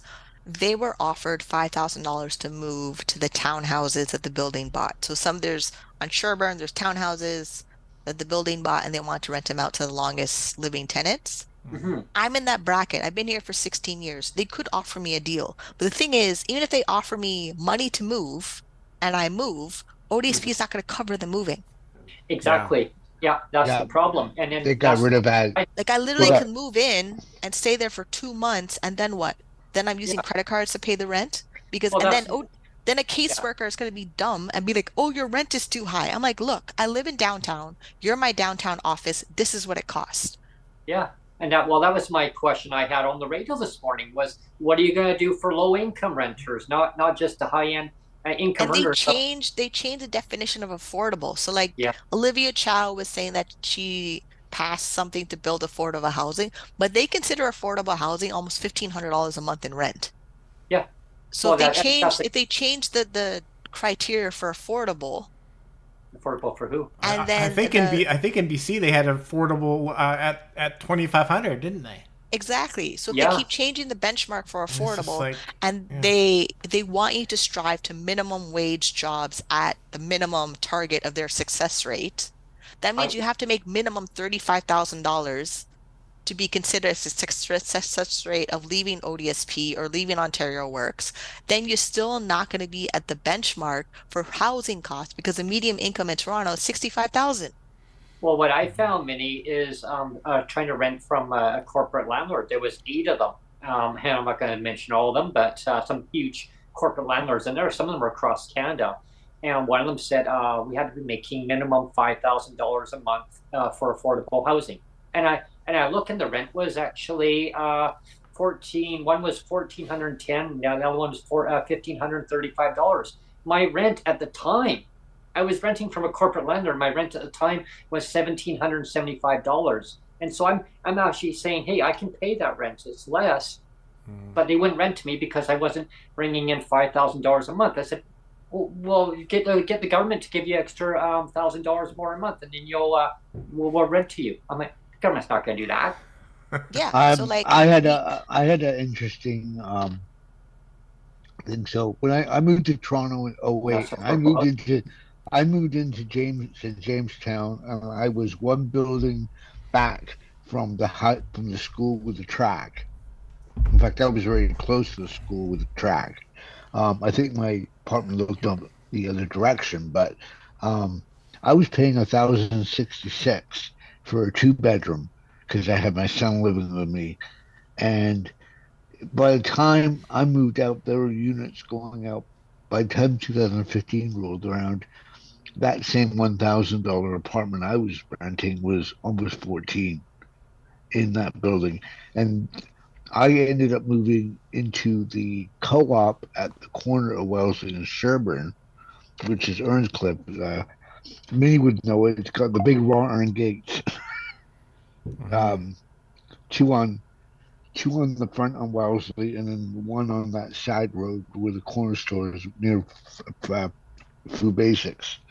But I was in Jamestown for a good year and a half before I got into the co-op. But it used to be Cadillac Fairview. It used to be run really well.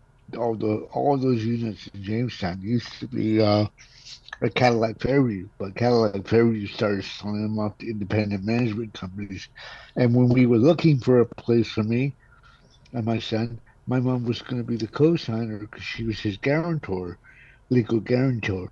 And we went to a couple of management companies, and they were like, "Oh, we don't rent to people on ODSP." I'm like, "That's fine. I have a co-signer right here." And they said, "Oh, your mom's not currently working, so it doesn't matter. It's irrelevant that she's a retired professor of 40 years." Oh, wow. We're like, "Really?" And she looked right at me and pointed to me like I wasn't even there. She said, "We don't want his kind here." Wow. So with applying in apartments, especially if they're run by corporate people, they change the staff a lot. So with my building, I've been here for 16 years. You know how many times they change the staff? Where the tenants know they're changing staff. Every time they do their annual check-ins to do the safety checks on the units, I know they change the staff. Like, I'm literally telling the people, I live here longer than you've been working here. So there's that. Like, when I was supposed to be evicted from this apartment before I got approved on ODSP, and I'm looking at apartments and they're trying to downsize me to walk-up buildings and bachelor units where basically everything is one giant room. Yeah. I was like, no, I came from a one-bedroom. The only reason I'm here is because I couldn't, like, the rent is just not paid. Because my mom claimed she couldn't have $5,000, but she claimed she makes a six-figure job. So, like, there's a whole environment of, great, your families are trying to help you. What were they doing? They know you're on low income. They know things suck. Either they're completely ignoring it, or they really think you'll get a job and go to work. So, like, the ableism starts in your family. And then if you're out there trying to make it, like my grandmother and her brother, my grandmother helps my uncle all the time. Him being deaf, him being on disability, but then he works. But I remember when she's telling me she's moving him into the housing building, that she bought him all the furniture. I'm like, okay, great. But not every family member is going to be 100% devoted to helping you, or they really feel like you can do it on your own. And then now, like, how my prescription for the vitamin D is not covered by ODSP, and then it got rejected in the exceptional access program, which is the other part of the Ontario government health benefit. It's still going to cost me $50 for it. Luckily, 2:00 in the morning, I apply for another credit card. I have another credit card coming that's going to pay for it. But my mom really thinks the government's paying for all my prescriptions. Yeah. So when I told her, I was like, no, they don't. And She believes the lie. Yeah, they do. They fully do. They believe the lie. They believe the system is there to help us. They don't believe the government's making cuts, like how my doctor may or may not cut me as a patient. If I lose her as my family, I'm so screwed.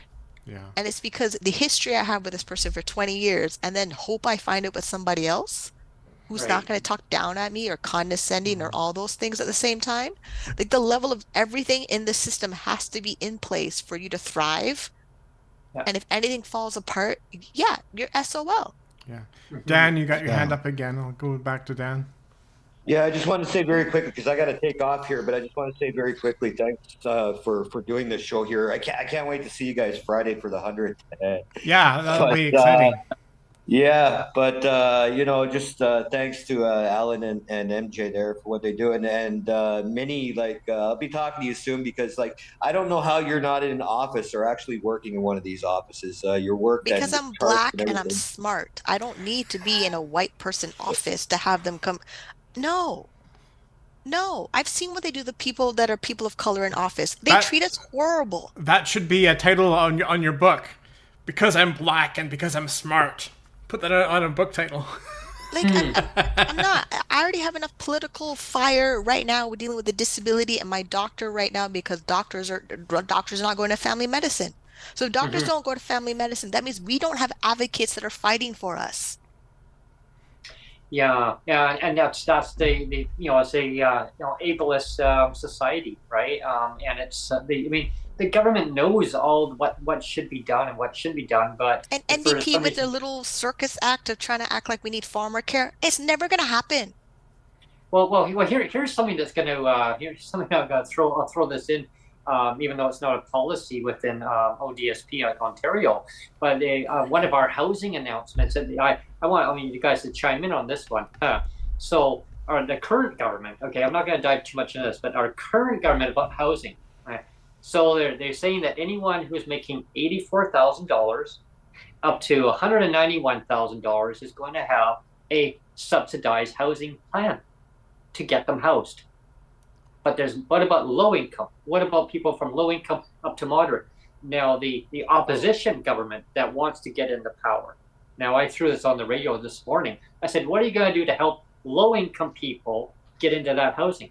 Oh, well, we want to, my proposal is to get big developers to do a 99-year, yeah, you heard it right, a 99-year lease onto Crown land, okay, at $1 per each landlord. So that they say that the tenant, or the person who wants to go and rent, they'll be able to do it for 3 years, and the money that they put into that rent will be actually their mortgage. But the person has to qualify to be a renter.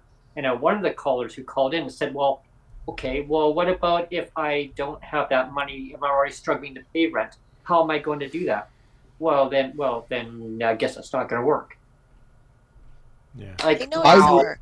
They know, like, even the dental health plan that they just made, the benchmark, the low income benchmark to get the new dental benefit is $77,000. Yeah.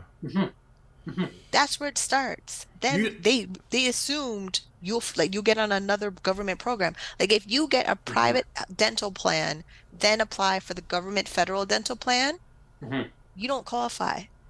And then if you're on, so like they said, if you're on ODSP and you're trying to get the federal dental plan, you can't have both at the same time. You have to rotate which one you're getting, which means, and it's through Sun Life. So Sun Life is issuing out the payments for the plan, and then the dentist office has to agree to be in that plan. Okay. The dentist is obviously going to try to get the higher one, the one that pays them the most. Oh, but if the government is there approving it or denying it, it's just an extra battle. Like, already my dentist doesn't like that I'm an ODSP. The minute I say I'm an ODSP, they instantly say, I hate that insurance. Oh yeah, exactly. Because they're so outdated, and because they have a fee schedule. And in BC, they got a fee schedule. And now that fee schedule is so outdated. It's like 2017 fee schedule right now, and it's 2024. And so whatever would normally the dentist would charge to have a procedure done, they basically the government's only paying this much, and meanwhile the cost is this much, so they can't get that much work done, and now the patient's health gets compromised. So is ODSP playing the club? If someone approved if people on ODSP got approved for the new NDP dental plan, is ODSP going to claw that back in some way? Or no, it's different. So, like, because it's a health benefit. It's not an income benefit. It's a health benefit. The health benefit, ODSP and the federal government will just choose. The dentist office will just choose. So, like, even now when you go to the dentist and you need something done in the dentist, they send in their requests in their computer, and then they tell you right away, roughly, like how I know my prescription for vitamin D got rejected. Like, I dropped off the prescription, the pharmacist said they'll call me, they said it's rejected, how do you want to pay for this? I freaked out and said, no, I can't afford it. Then I called back and found out it's $35, which is not like horribly expensive. It's just but it can add annoying. up. And it's pretty much for life of me taking vitamin D because what are the doctors finding in my blood work? But it's the same thing with the dental plan. You just present, this is my coverage. The office runs the insurance, and then it happened when I was a kid. I'm in the dentist's office getting my stuff done. I'm on my dad's insurance. The dentist told me in the chair, I'm no longer covered. Yeah. How am I paying for this? Then I'm like, call my dad because I have no idea. I think his insurance would cover me. I didn't know that the insurance wouldn't cover me till I turned 26. Nobody told me. Nobody planned an exit strategy of me not being on family insurance versus me independently on my own. Well, that's what happened to me. Minnie is, I said same situation. I remember years ago sitting in the dentist chair, and the dentist walks up with a chart, your medical chart for the dentist. And so this is what I need to do. I go, okay. Now, based on your coverage, I can only do this much, Brent, which is a tiny little bit. Now, I need to do this much. So how are you going to want to pay for that? Equal payment plans over 3 months? What? Yeah, I mean, I can make an exception. I could do it over 6 months for you.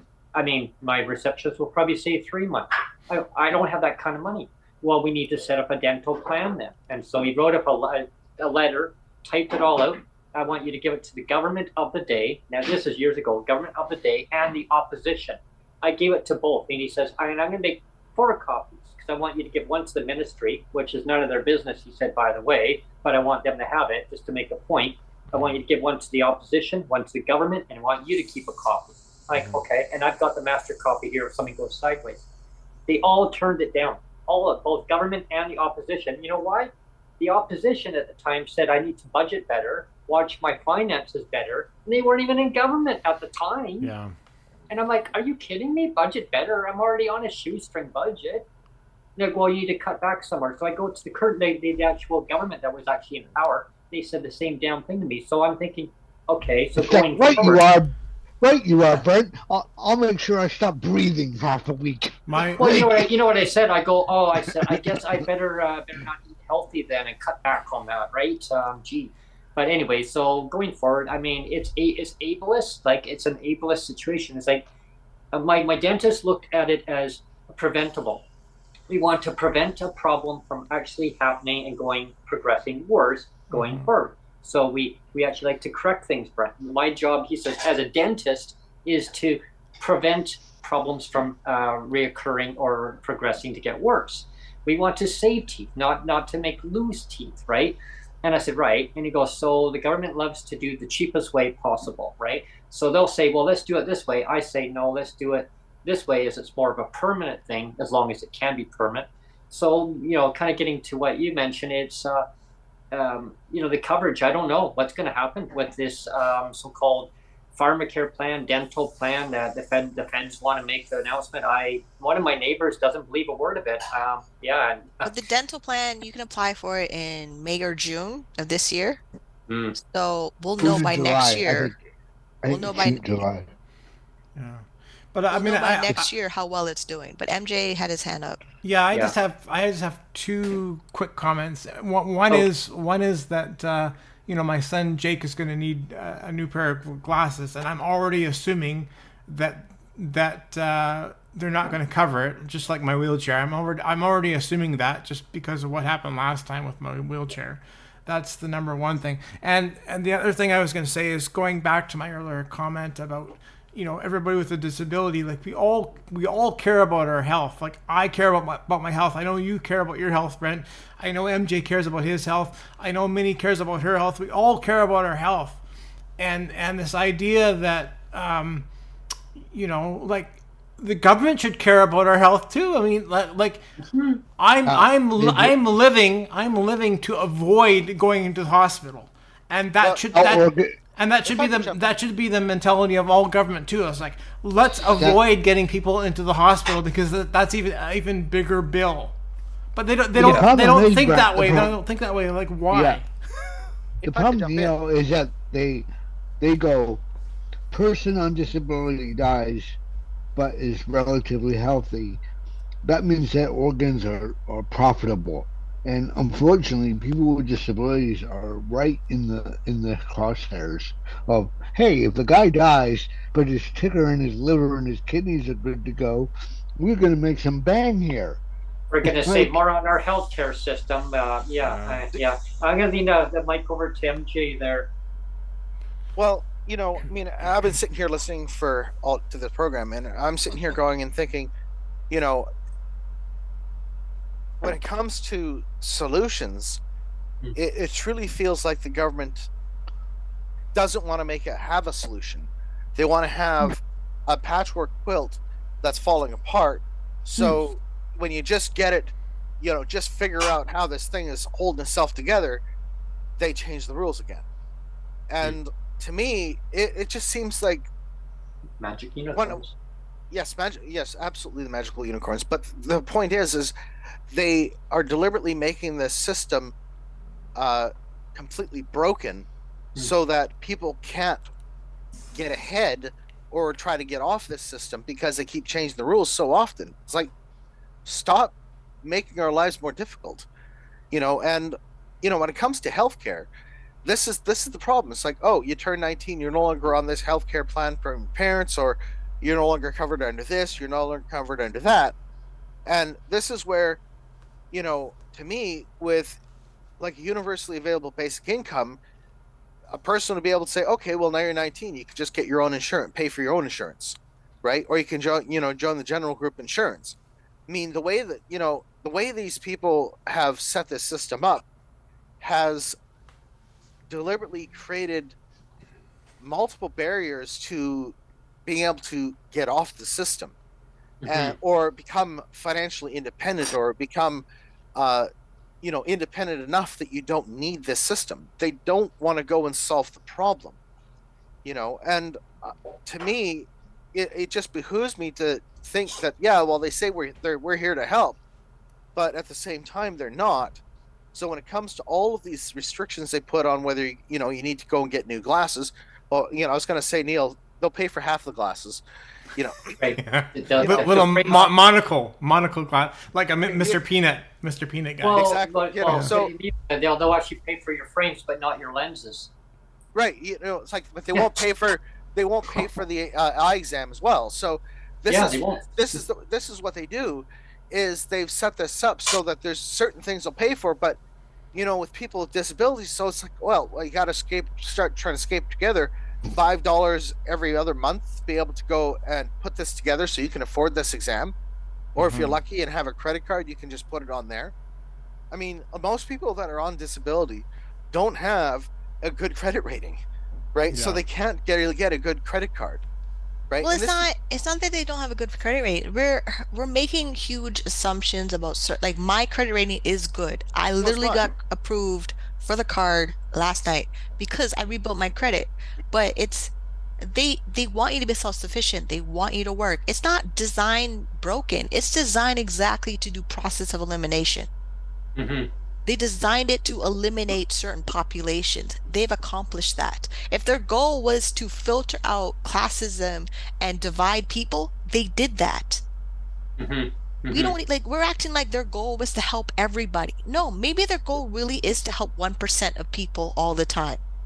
Because every document I showed you says 1%, this population, this dedicated population. Everything is designed that way. 77,000 income threshold, 65% income threshold, $1,000 income threshold. They are filtering out exactly who they're helping.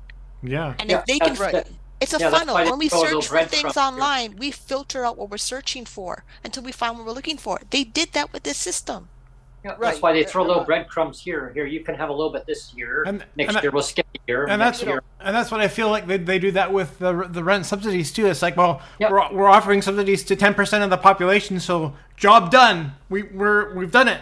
10% have it, so that's good enough. Because that's why, like, when politicians are debating in their offices of how many people they helped and congratulate themselves on the back, it's because they do it in a way that there's a statistical number of people they know that successfully went through the hardest game they can make up. For every video game that you play that's so hard, you have to look for cheat codes. This is what they did. Okay. The amount remember how Super Mario now has the computer passes the game for you. You can't pass it after 18 tries. Well, before you sat there all day long to save the princess. Great. They know exactly what they're doing. They either make it an easy level or a hard level. Either you can solve the Rubik's Cube or you can't solve the Rubik's Cube. And my point, Right. My point is because they've made it so hard, they've made the systems deliberately ornery. It just adds to this fuel of, it's like, for example, talking about BC is where it's like when you go up and call somebody to go and ask a question, you can never get the same answer twice. You can never go and get the correct information. You can never go and get, a way to get ahead, right? Because these people don't know what they're talking about most of the time. So we're dealing with an inadequate education process, obviously, for them. But no one is saying, you're the first person I've come across that says, hey, educate yourself on the system to understand how to get the hell out of here, right?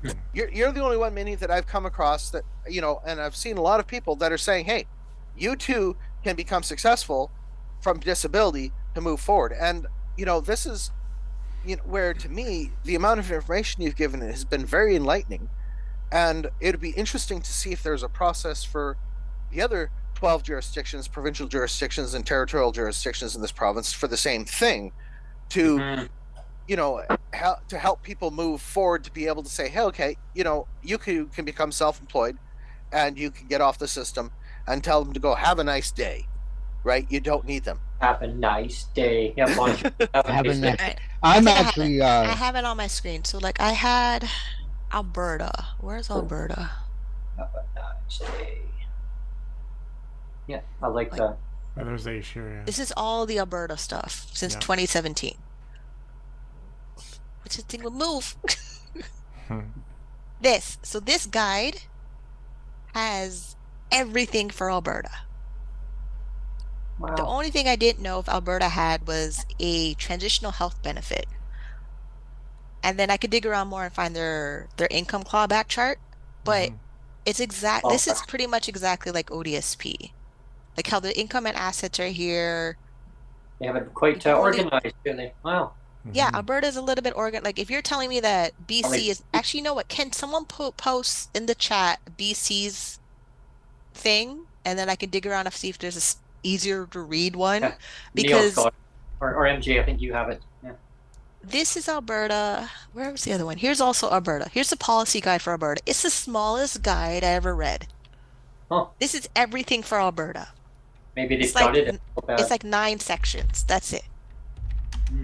It's fantastic. But remember I told you the Dave Ramsey baby steps? Oh yeah, baby steps. It's pretty much the same thing because, okay, so here's assets.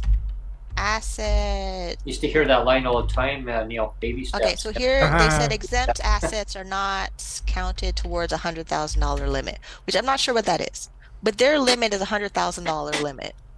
So if you plan your investment portfolio properly, then you know how to plan to leave Alberta. You need to know their income clawback for every single month, which means I need to make a whole nother chart like this for Alberta. It's almost like they give you little hints. It's like a little game. Well, here's the little They hint. do. They give you they give you the clue, and then you put it together. They're not going to put it together for you. They're like they're not like they think when you go through the employment supports, employment agency, that the employment agency will help you, but they don't. And the reason I know they don't, it's when I watch. There's an ODSP employment support YouTube video that they did at a conference, some disability conference, where most of us won't know about it unless you're in the employment service agency industry. If you're not a person who works in an employment agency, you wouldn't know these conferences are going around. They're not conferences that advertise in the disability offices that we could go to get more information how to leave disability. Like when I got on ODSP, they had this joint job fair thing that I went to. There's one disability job fair at the Metro Convention Center. They had a lot of, like, it was a big thing, but they never happened again. And so just that, like they don't repeat conferences that could help people leave disability. Here's the thing that's really messed up. I don't know if they do that in Ontario or any other province, but I mean in BC. So, okay, so borrow deposit. Okay, here's the thing. So I got a neighbor of mine who goes around, collects all these ones, comes to our place. I mean, we got all these bins outside, and they just go in there collecting all these bottles, bags and bags and bags. I mean, you're talking like 30, 40 bags this one guy's got. So he took them all down to the depot. Some of them, I mean, people paid their deposit. So the guy goes down and takes them down, and then he has to now declare it to the ministry. Apparently he's on disability. He declares it to the ministry because it's income. And what does the ministry do? They take it off his check. And some of it's actually the money that he's paid into for that deposit. But now they deduct it off him because they said it's not classified as employment income. Like, what the heck? Like, that makes no sense to me. There's a decentralization. I'm looking at I've got this thing called Passport right now, which is run through the Disability Service Ontario. It's a program called Passport. I think it's only available in Ontario. Other provinces may have the equivalent. I've got a maximum of $1,500 per year of the Passport, which is $5,000. I think mine might be a bit more. And I'm working with an agency called Lean On Me that will pay up front on my behalf, and then what's the word I'm looking for? They'll claim it to Passport. But there's a $1,500 amount of electronic devices I can access through Passport.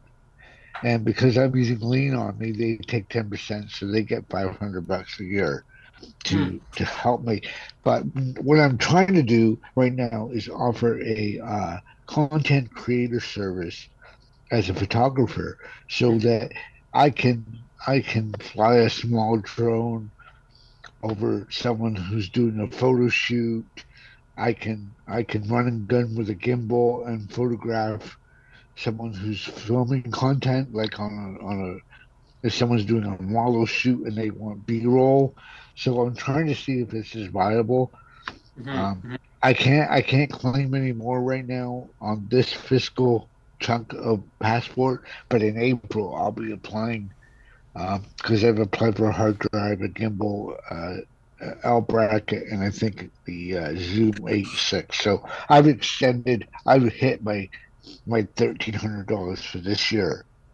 But in April of this year, it starts over again at top up. I can't roll it over. So they were like, hey, anything electronic you want to claim right now, claim it now. Right? Because you're on the tail end of it. Oh, jeez. So that's what I'm doing. I'm like, okay. I set them links on Amazon. I'm like, I'll take as much as I can qualify for. But my end goal is, if I've got access to $1,300 in assistive devices, whether it's an iPad, a phone, or a gimbal, or whatever, then I can use it for f-stop pictures as a service to other content creators, because I know that when you're trying to shoot something as a content creator, you can't be, unless you have a second guy with you.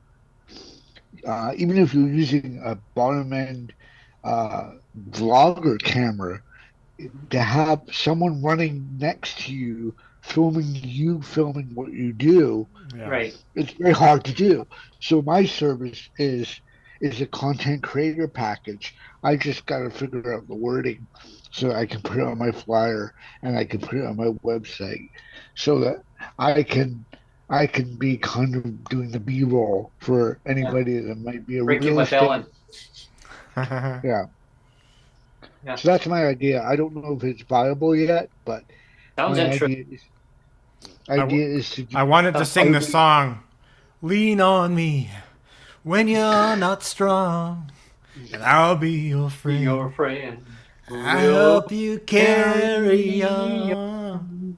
That's what I thought of when you said "lean on me." That's what I thought I would do, because for me, as a disabled photographer or a disabled Canadian, I know that with my cerebral palsy, I have barriers as far as social cues and stuff. But if I'm in my zone and I've got my camera and I've got the tools like a gimbal that's heavy enough to carry the camera, hold the weight of the camera with a lens on it, I can use that 13 grand worth of assets I've accumulated over the last 3 to 5 years. Yeah, the tools actually help you to progress. Right. So I want, like Minnie, I want to stay on the self-employment track, because as soon as I go for an interview, whether it's at a restaurant, I mean, I lucked out at Swiss LA. They needed a day dishwasher, and they needed it badly. So I lucked out. I fit a slot of 4 hours a day, 4 days a week, times a week, that they were missing, that they couldn't hire because their student dishwashers weren't free till after 3 p.m. And so it was perfect. And you can take pictures. You can take pictures of all the clean dishes too. Yeah. I'm like, look, I just want my DTC disability tax credit sorted. That's what I'm trying to work on right now, because I can get a doctor. But I'm thinking the content creator service might be the ticket as far as jobs go. Thanks, Alan. We've reached the top of the hour again, Brent. I have a question. So, is this the British Columbia? Is this their website? That's part of it. Yes. That's part of it. Okay. Find the well, because you found the word policy. That's impressive. in BC, there's 2 acts. There's the persons with disabilities, and then there's the persons that that need assistance. PPMB. Right? PPMB. Okay. Yeah. Yeah, the PPMB, and then there's the regular welfare. There's two separate acts. Yeah. Yeah, Ontario's the same thing. Just the only thing Two-tiered. is, me pointing this out, they tell you how to be self-employed. They tell you what they're supporting on self-employment. So if, like, when you're telling me that the caseworkers don't know this, I found it in our time together. What, 2 hours? Less? I don't know. Yeah, it's about 2 hours. Yeah, I know. Yeah. So Yeah, go figure. I'm impressed that you found the word policy anywhere. That's good. well, I mean, I look for the same thing. I look for Alberta. I look for self-employment, disability, British Columbia. What came up in my search? This came up, British Columbia Disability Program Self-Employment. That's what I look for. I'm not looking for anything. Meanwhile, the workers can't find it. I'm not looking for anything super complicated, but their program is pretty much similar to Ontario. I think they like to copy and paste each other. They do. Any government law and policy, they're lazy. They either copy another country or they copy another province. They make it as lazy patchwork as they can. And but this is why my program won't do that. The point is, there's webinars for the CRA and City of Toronto for small business. Like, there's a small business conference. So if you're self-employed and you're proving your business idea, you may, because now a lot of things are virtual. Like, Wood Green has their tax clinic right now that they're helping people file their self-employment tax returns with TurboTax, because they made a deal with TurboTax. You may just have to go outside of your province and then bring it to your caseworker in your province. Of like, I went through this program for self-employment because you're not telling me where the self-employment program is in my city. Like with Kingston, there may be the city hall. Like for Toronto, it's the city hall. Toronto City Hall has a self-employment small business workshops, seminars, and then the CRA website, Eventbrite has them all the time.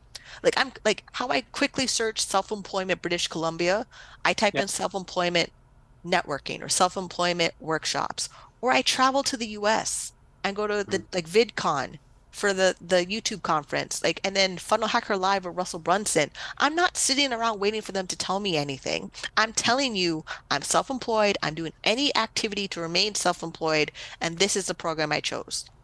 And I get the receipts. Here you go. VIP ticket. Yes, I did. Interview with these people, like Tony Robbins, when they did the Tony Robbins thing. Yeah, it's the receipt. You saw the YouTube video of me talking to Tony Robbins. It's not.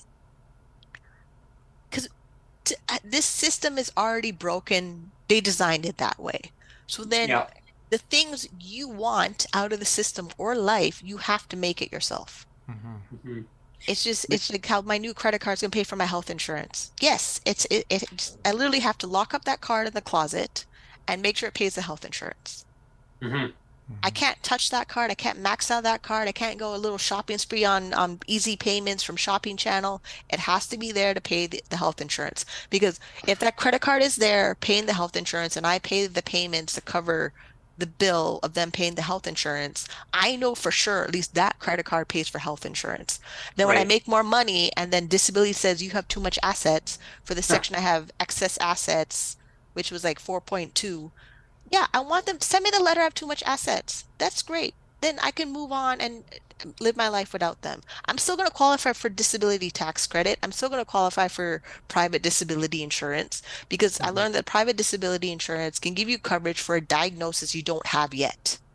So great. We have our current disability right now. You may get another one. A stroke, heart attack, any other illness that's out there that you don't have coverage for and you don't make money to have coverage, you could be screwed.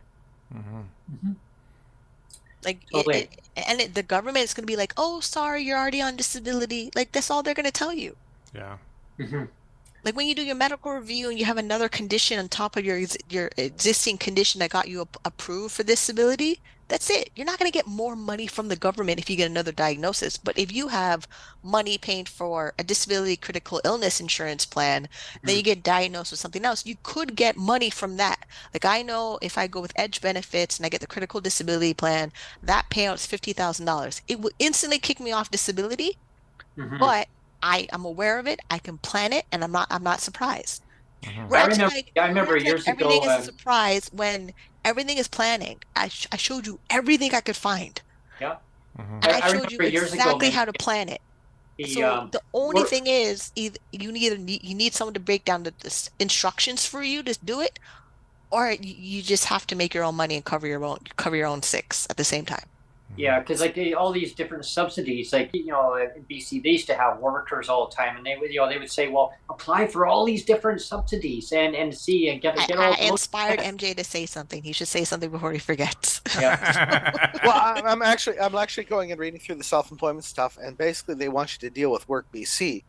And for those of us that have dealt with Work BC, we find how unhelpful they really are. It's not worth going. No. I mean, It doesn't that's the system you're in. So what I learned, even though my caseworkers don't understand self-employment, I give them their knowledge and I ask them, what senior supervisor do you have that knows this information? Because either they know it or they have to go ask somebody who's done it. Somebody in the office must have done it. Like we're not the first person to be self-employed. We're not the first person to make a business plan. That means somebody in the office paid attention in training. Because there's always somebody who pays attention in training. I'm not one of them. The only reason I know this disability stuff is my survival. If you're wondering why I know this, my survival depends on me knowing this information so I'm not controlled by the government. I'm surviving from trauma and I'm right back in more trauma. I'm not doing that.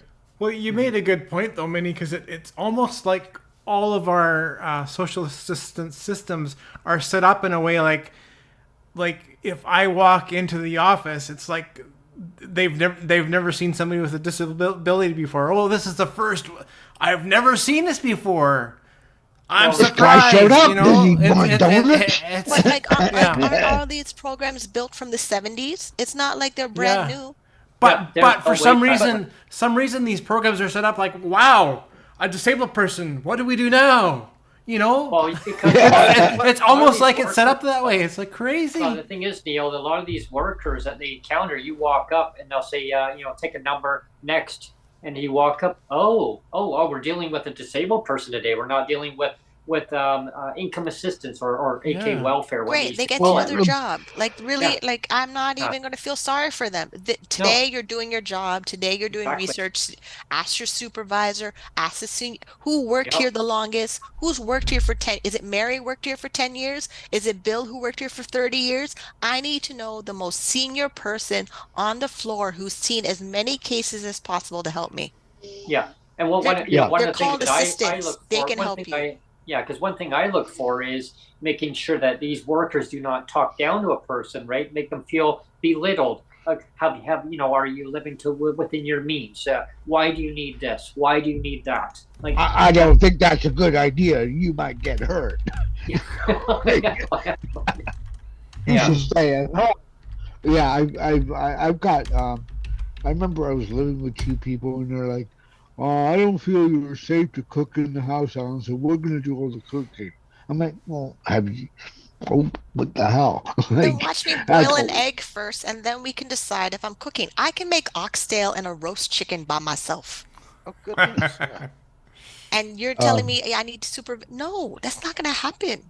You know how many times I cut off a fingernail? And I still Oh, yeah, I know. And it ends up in the soup. I mean... Extra protein. You know what's in there. If you're cooking for yourself and your fingernail landed in the soup, you just eat very slowly and pay attention. That is all. Crunch. Whoops. Oh, hang on. Well, yeah, I lived with the two people in Kingston in Niagara, and overall they were actually pretty wonderful people. But I was making eggs or something, and I just happened to have something simple. And after that, they were like, "Oh, please don't cook in our house." And they started easing up after a while when they started. But it's not like they're paying attention. Like, if I burn the rice, I burn the rice. I still have to eat it. I learned that if you burn rice, you don't eat the bottom. No. You eat all of the top. Yep. It's relatively fine. Yeah, exactly. Mm-hmm. But it's funny, the reflection of society on people that have disabilities, like, oh, please don't make any... At this point, it's really their problem. It really is. So if Work BC is going to be like a trouble or whatever, there has to be a caseworker, an office, a senior manager, a training day that somebody paid attention that understands how to do it. Because the way that I found it, it's written, that means somebody decided to write it. That means they trained it to people in the office. Because it's the same way with the disability side, the self-employment side over in Ontario. Like the caseworker used to send me that booklet 5.4 self-employment every single time I told them I was self-employed. So I read that thing all the time. I memorized it. Yeah, and a lot of This those is how I know. work I don't want to talk to are Carlos. I don't want to talk to Mackenzie at the office because these people are dumb. So if I already know which caseworkers are not knowledgeable about something, and I'm already knowledgeable because they kept feeding me the information over and over again, yeah, there has to be a senior person in the office that understands what it is you need to get done. So you're like, don't send me to Carlos. No, I talked to him last week. Send me to Carlos. When the lady said the backup worker is available, I'm like, I hope to God it's not Carlos. I literally instantly said it. I'm not like, no, I don't want to talk to Carlos. Like, no, I'm pretty sure he's a wonderful person, but for my file, I don't want him on it. Yeah, stay away. Well, I was just reading that you're not required to go through Work BC if you're doing the self-employed program. There you go. If I didn't dig around the freaking thing, you wouldn't go back there and look again because they change things all the time. So if it says if it's optional, take the option and not using it. Well, here's a fun fact on that one too. Is Work BC is actually in partnership sponsored by the federal government. Oh They wow! all are. Yeah, they're actually sponsored by the feds. So the feds and the There's provincial. even supposed to be a booklet from the social Oh, yeah. development, whatever, for self-employment. I don't know where that book is, but each document says you're supposed to have it. Yeah, they just make it up on the whim as they go along. They probably had it at that one moment in time that they had it, and Yeah, then they gave it to 5 people, and they were good, and they never had it again. Yeah. So Dr. Seuss book. Oh, here.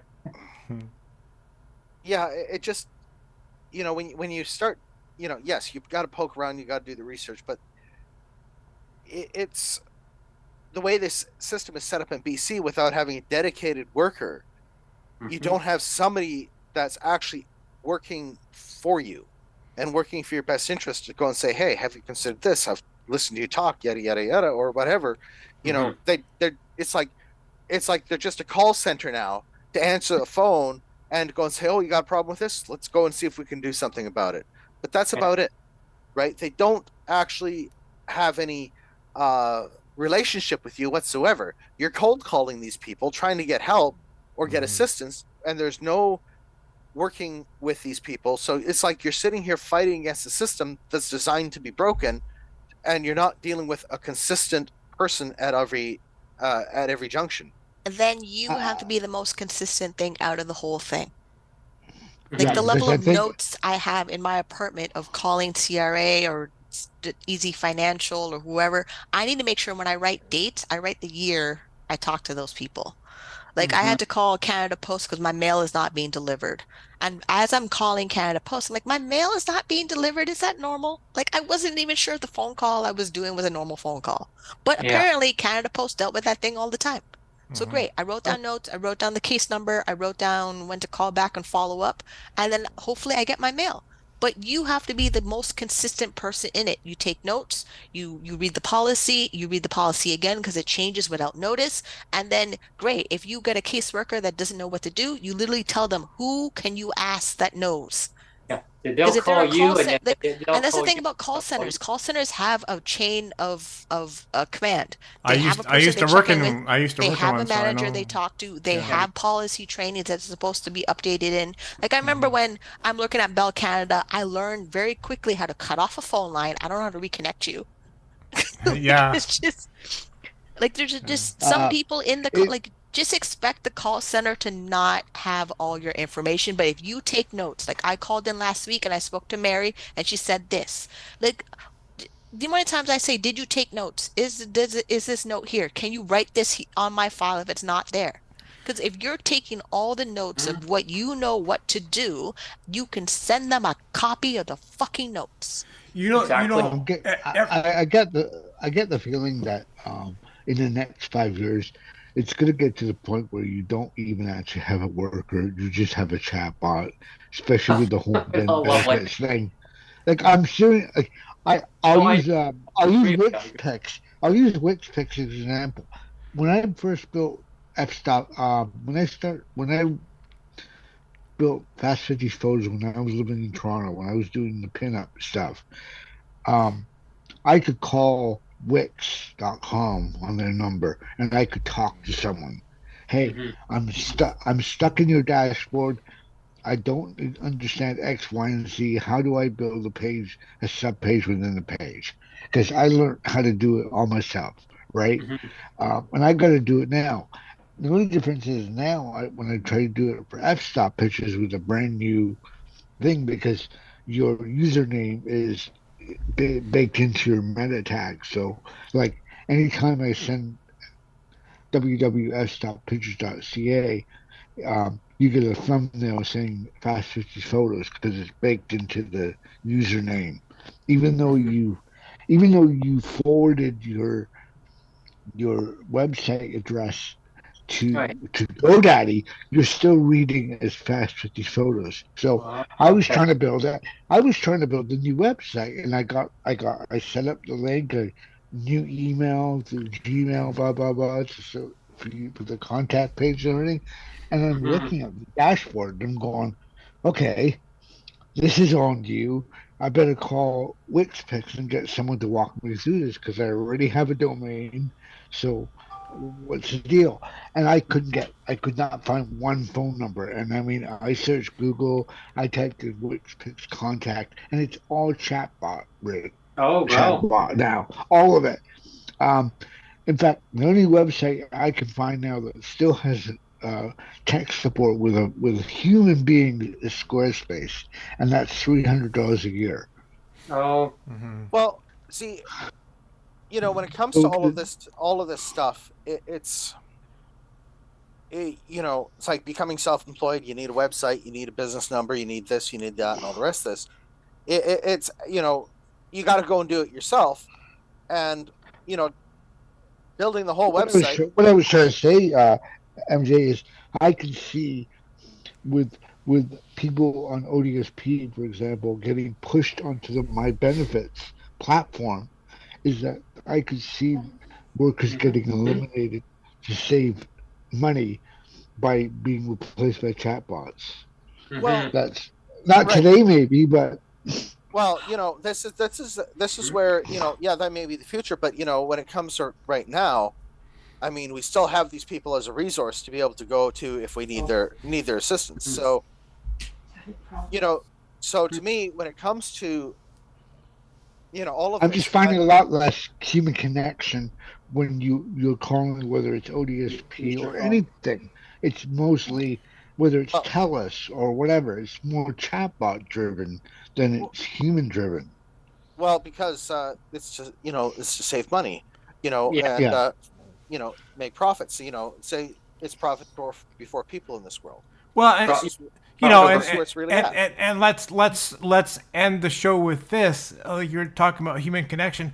This is one of the best reasons why I like the move that we did to YouTube, is because there's more human connection happening here on this platform Yes. in front of video cameras than there ever was in your Twitter Spaces, because all your well, I should say just on Twitter, maybe exclusively, is because whenever you're on Twitter, you're just typing, like, what is it, 140 words, 140 characters, 140.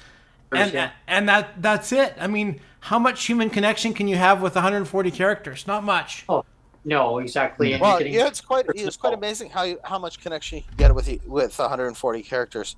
You know, Well, how much abuse can you handle with 140? We should say. Yeah. you know, Yeah. Yeah. I mean, this is why they created emoticons so you could skip words. Yeah. You know, this. So when it comes to, you're right, with human connection, it is going away in favor of computers and automation. You know, this is why I love self checkout. I mean, it's useful until it just doesn't work. And half the time it's like you're sitting here trying to scan, then you scan too many times, and you end up having to wait for somebody that shows up 5 minutes later. So it's like, at Yeah. this point, you're sitting here fighting with automation, where losing that ability to move things through society in a much more a faster fashion. Because while technology is great, having that human connection with with people and all the rest of this stuff makes it so you move through the till a lot quicker. You move through getting support a lot quicker. Having a single person that would be your worker would help you moving through things quicker. But all of these things of this automation process of, well, we got to figure out ways to save money so we can provide better services, right? Has in a way it's destroyed that connection that people are looking for and want. That fabric that fabric in life. It's just that. Yeah, I know what you mean. It. Right. I mean, with X Space, it's just like you're talking to random voices on the internet. Yeah. And a lot of these people, it's like you'll never see their face, you'll never meet them, and they're just passersby in your life, and they come and go. Yeah. Right. And they send me money. Yeah, there you go. I've got a face and you're radio, like, thanks for the coffee.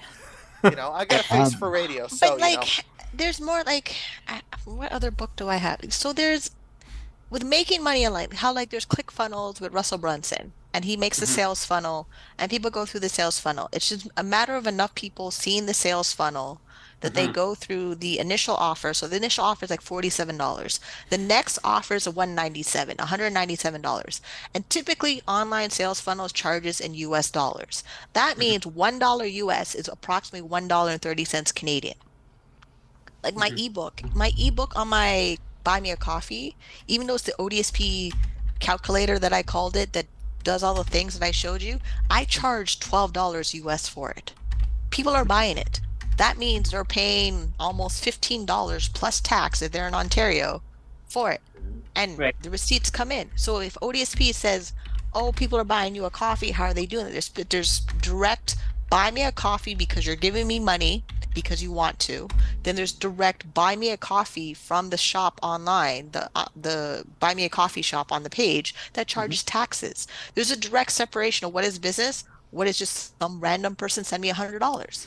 Which happened last year. I don't know who sent me $100, but if you want to send me $100, fantastic. I'll take it. It'll go into the budget. You'll see the budget. You'll see where I put the money in the budget. And then with connections, you pick and choose. Just certain things are just not going to have a lot of human connection, high touch environments.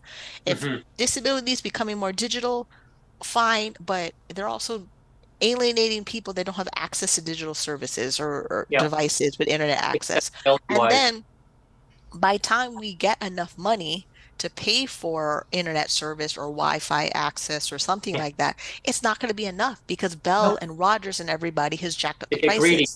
Yeah, keep greedy, just jack up prices. Everything is about being a gross domestic product in the economy. It's the reason my investments are growing.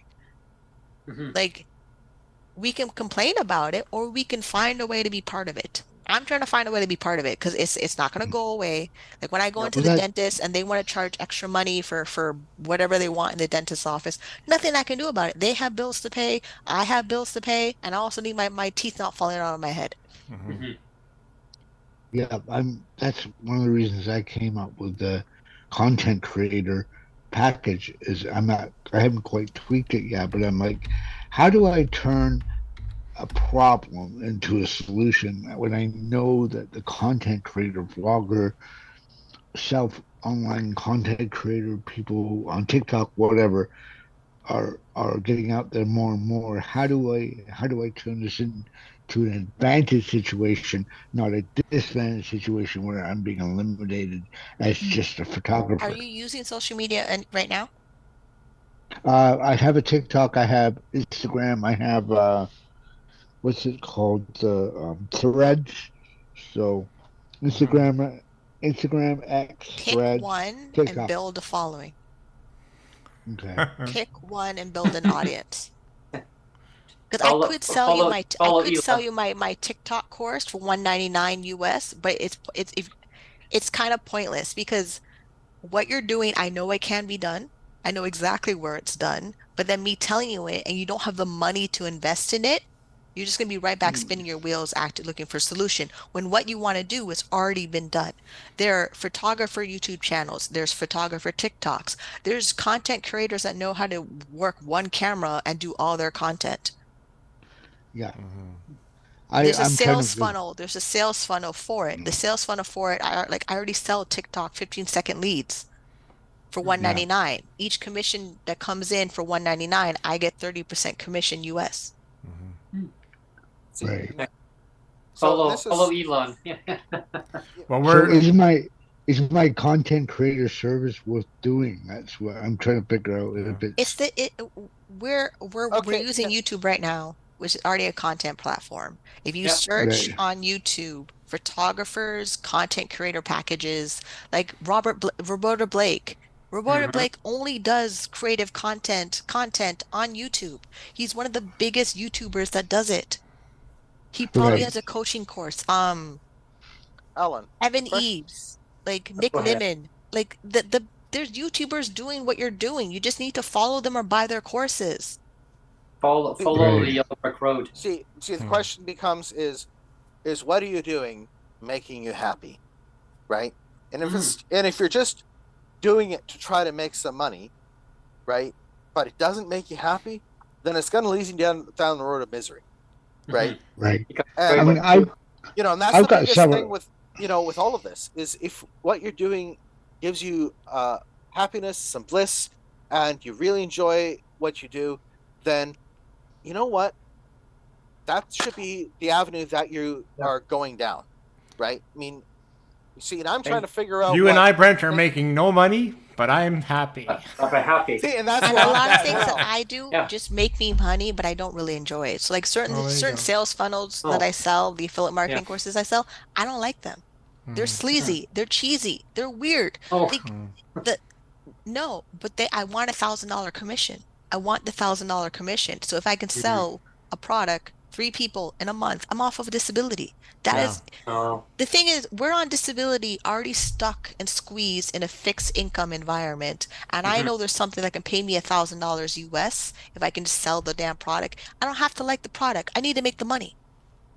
Because the sooner I make the money, I can do what I want. And it's making the money and not in a job with the boss over my head telling me what to do for $16 an hour. Yeah. That's what I want to get away from because there's an environment. There's a huge environment of if you learn a few online skills, you make a lot of money. There's some people that I've met that are stupid as hell making $1 million a year. Yeah. And I talk to them and they're drunk out of their mind. I'm like, how are you making $1 million a year? It makes no sense. Like they're making 1,000. They're making. Yeah, I know you're doing the. I know you're doing the. Guys, can we let Minnie speak, please? Oh, sorry. But there's just certain like we're using the internet, we're using services. You want to build content. You may or may not want to have an online like a business or not. The easiest way it's online business, digital marketing, selling affiliate products. There's Amazon, there's Best Buy, there's Bowflex, there's Beachbody. There's so much. Do you have to like the company? No. Do you have to learn to sell it to make your money? Yes. Right. No. Some of the sales funnels I do not like. I get bored out of my mind. But when I get the sale in my inbox, it's fantastic. The money at the end of the day, and then you can do what you want. We have to punch out everybody, but and it's a whole lot better than me getting up at 5 o'clock in the morning to go to a job I don't like, to sit there for 2 weeks waiting for a paycheck, answering the phones in a call center. I'm not doing that no more. Where I have to worry about a boss looking over my shoulder if I hang up on a customer. No, on the internet, if I don't like you, I block you. There's no customer complaint. I don't like you. Yeah, that's it. And because I'm an affiliate marketer where I'm the sales representative, independent contractor for another company, if they have a customer complaint of the product or service that they just bought, you send them to customer service. There was a lady on TikTok. She was a grandmother and she was doing affiliate marketing. And she said, basically what I do is I join the Amazon and I don't know much about it. So if I'm way off, I'm just going by what she said in her 20-second thing. She said, I take a product off Amazon through my affiliate marketing and I paste it into, I think she used Etsy or not Etsy, Pinterest or something, and she just pastes the link. And anytime someone goes and buys a sneaker off that link, she gets a commission for it. But the way she was describing it, it sounded a little bit hard to kind of follow, and it was very back and forth. And she was picking up her grandkids and stuff, and I found it distracting. But I'm sure what she's doing seems viable. I just don't know the back door into getting going. Otherwise, I would, because trust me, I need some gear. Yeah. So if I could make a commission, I would. You got yeah. For the affiliate marketing that you watched the video, you got it right. You understood it. It's like how you already have camera equipment. You can sign up on Amazon's affiliate program now, but with Amazon's affiliate program, you have to make a sale within 6 months. If you don't make a sale within 6 months, they close your account. Then you have to go back and sign up again, and then you have to make a sale in 6 months. So with you already on TikTok or Instagram or YouTube, build your audience, build your email marketing list. Okay. Because you need an audience. Like if you join Amazon and you're teaching people how to use the camera equipment that you already know how to do, and you don't have somewhere to send them, you're not going to make the sale. You need to gather your audience of photographers, like photographers with a disability, but then you don't lead with the disability on social media. It's secondary. Right. You have to maximize the ableism of people who hate their jobs, want to do something else. So photography, people that have a YouTube channel, and then you talk about the YouTube channel. You talk about beginner photography things. You're talking to the average person that wants to be in photography, not a person with a disability. That comes secondary. Because I learned if you lead with a disability first, you literally lose customer. You need buyers. You need people to buy what you're selling. And most people who are buying what you're selling don't have a disability. Right. Yeah. So That's a good. I think my TikTok says I'm disabled Canadian, but it also says I'm owner operator photographers on it as well. So lead with photography, lead with photography TikToks, lead with photography education, lead with photography for dummies books on Amazon, like lead with normal photography education. Okay. All right. Well, I just want to wrap this up for today. I want to thank each and every one of you on the panel today. And do we have any ending comments quickly before we wrap up? I just wanted to say quickly that we do have a show coming up on Friday, and it's going to be our 100th episode. Oh wow! You did 100 episodes on Twitter Spaces. Oh my gosh! Yes. It was 102. It ended up being before we pulled the plug on that. But right. So now that we've relaunched on here, it's been 100. We've done 100 of these, which is pretty amazing. Pretty good. Time flies, and it's been awesome, and more power to going forward, right? I mean, there's lots of more advocacy to do, and and just listening to people's stories, listening to what do we, and it's not just stories too. It's how society, how government has impacted people's lives. What do people go through? What do you want to see changed going forward? How do you create change for yourself, for the system that's been purposely designed the way it is? Because people will get disabilities more in life. They're either going to be diagnosed disabilities, they're going to be hidden disabilities. We live with disabilities. And as we get older, we get more. But how do we work with things? How do we, as Minnie's explained today in today's segment, how do you become more independent, self-employed, and not worry about the government and saying having to follow all these policies that they just kind of just throwing out there. Minnie has said it better than I could on that part, and I want to thank you, Minnie, on this segment. And Minnie's a great part of our panel on our ongoing segments, and hearing her input on today's segment with this is so important. And I want to thank you, Minnie, on that today. I learned a lot from you today, actually, on this. Yeah. So on Friday, we have Cheryl Hardcastle will be joining us as well, which is cool. She'll be one of the guests joining us, and so we're hoping that most of our regular panelists will be on the show with her, and so that'll be a fun show. Yeah. Oh, and we should say that they're we should say that they're also going to be releasing the BC Budget 24 on the day before, so we'll have lots to talk about on the Friday. The BC budget comes out actually on the Thursday. So the day before. So I'm going to be doing a pre breaking with Brent segment. What I'm actually looking for in the budget. What do I think it's going to be in the budget? And of course, I will unicorns. I'll give you a pre breaking with Brent. What do I see in the budget? I don't see anything in the budget for people with disabilities in BC. Sorry, I see $0. I do because I've pretty much given up on that. Do you remember? I too much of a carrot, and they can dangle it into 2028.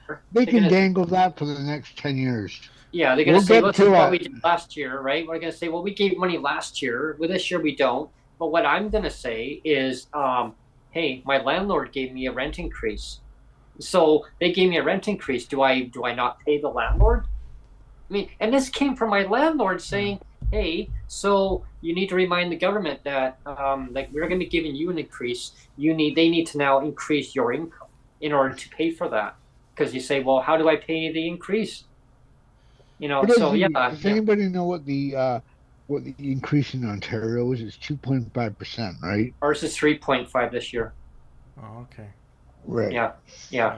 Which is like 50. Oh, what is it now? 50, almost $50. $50 increase this year. I was gonna say to everybody remembers the Oprah Winfrey. These are my favorite things episodes where she gave everybody a car. You get a car, and you get a car. It's like you get a pink unicorn, and you get a pink unicorn, and you get a pink unicorn. That's what it feels like, right? Everybody gets a pink unicorn. Well, that's right, because it gets to the point of like the rent keeps compounding up and up and up, right? And now things don't go. Is it 2.5% times your rent, or is it plus your rent? So, if you're trying to figure out, it gets on top of the rent. So what it is that whatever your rent is, whatever your rent is right now, Ellen, is 2.5%. So then that's each month. So whatever your rent is, that's what's going to go up per month. All Good right, news, everyone. Yeah, that's not much. Yeah, it's always something to look forward to, right? It's almost like a present from the landlord saying, "Here you go, we want more money."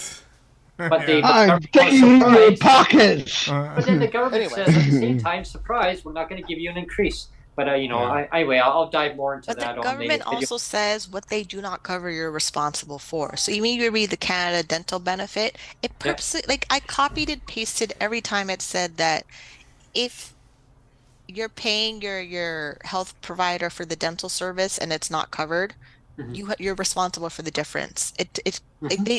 Luckily, the Canada dental benefit clearly said you are responsible for the difference. ODSP and everyone else disability program, they fail to say that part, but it's in there.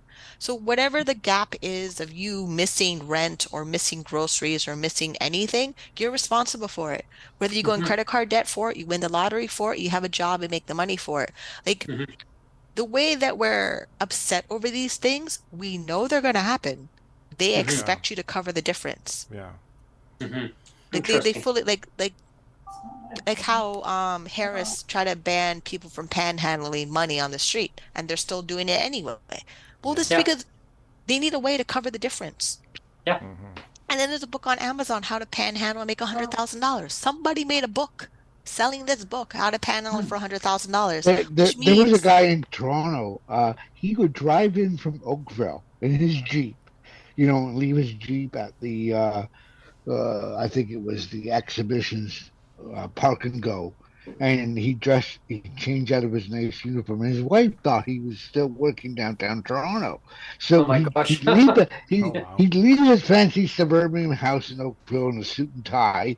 He'd go to the Park and Go at the X, and then TGN, and he would sit there and panhandle all day long down by Union Station and make enough money that for 6 months, and they didn't just realize he was doing it for a year.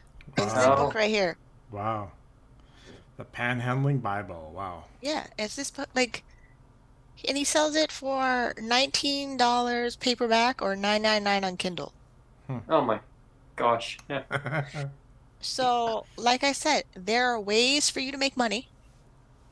Pick the way you're going to make the money and make as much money as possible. Like this whole idea, we're waiting for the government to do this, we're waiting for the government to do that. They have their own agenda. They have their own schedule. What are you doing? What are you doing for your own home economics in your house? Your own household political agenda? Like the government's not like, great, I would like to have the Canada Disability Benefit income support, but I also, in the back of my mind, know the government is going to find some way to take it away. Yeah. That's why I come to the conclusion. I think that the moment it goes in people's banks, Dougie will find a way to claw it back. He'll find something. It doesn't even have to be Doug Ford. Like it could be Well, anybody. it doesn't. It could be anybody. But I mean, in Ontario, I think Ontario and Alberta are the most likely to be the ones to claw it back because they were a conservative party.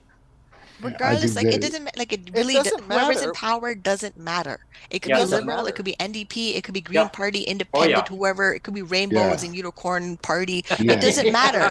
It really does not. It does not matter because if let's say we have Rainbow and Unicorn that's in power, and we have voted for Rainbows and Unicorn because we think they're the next whatever. They can do whatever they want. They're in power. But you're in power in your household, but you're waiting for somebody outside of your household to decide what happens in your household. That's you take care of yourself first.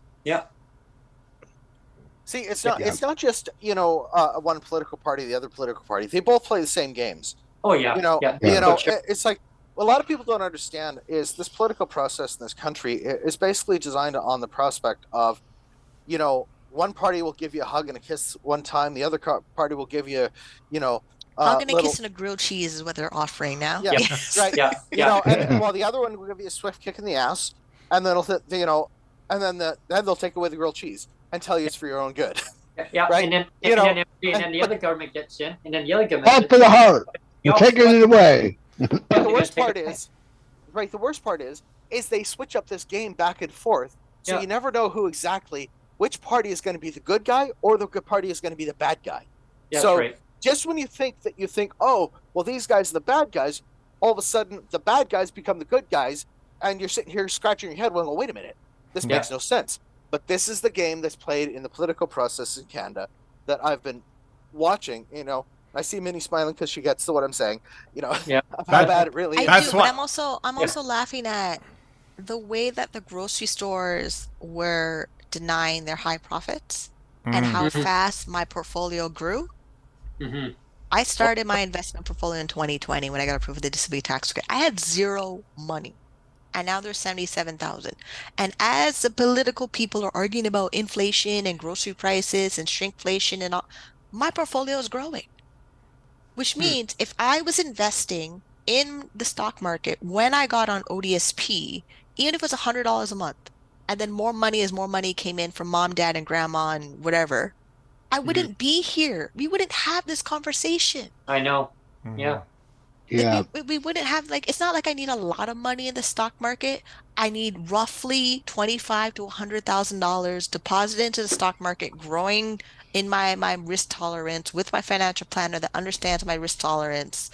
And the minute he's not performing the portfolio the right way, or sometimes I get a second opinion financial planner to look at my portfolio to see it's doing well. The minute I have someone give me a second opinion and say this guy's ripping you off, you're paying too much fees, I fire the financial planner. The one thing I know is I'm working so hard to put my money in the investments the way that they're supposed to be growing, the way that they're supposed to be acting. I protect that first. Because the government's not going to protect me. My doctor's trying to find an exit strategy to cut down her patients. I can't trust her. She's a new person on the list I can't trust, which means I have to make sure the credit card is paying the health insurance. And then political people, okay, fine, great. NDP wants to tax the rich, but if I become one of those rich people, I'm making sure you're never in power. Think about it. Right. We know Yeah. certain political power people Yeah. are defending people with higher income streams. Become the higher income stream and vote those people out who are cutting off your wealth. Mm. Yeah. That's a good It's not like we don't have good view on. access to it. Every one of us with a bank account with like either Tangerine, Simply Financial, TD, whatever, you can open it, start it there. Start it, get it open, put the money in, actually have like go into the bank every week to have them teach you your portfolio. They still get their commission anyway. They want your money in the bank anyway. Of course. You're working how many hours a week so that you're not on disability, not scrambling to pay for groceries. No, I don't want to line up around the corner for the food bank. Nobody wants to do that. Yeah. So that like this And- self-accountability of ourselves, we just have to do it. Or we have family members that are educated enough to learn it to do it for us. Because the way that I asked my aunt of who's going to take care of my cousin is because she's smart enough to do it. She's been dealing with his disability since the 60s, and I grew up watching him not get the care that he needs, Yeah. be treated horribly by police, and then great, he's 55 now. Eventually, exactly. So the longer you live as a disabled person, either you have advocates taking care of you or you become your best advocate. And no government party cares about me. Like at all.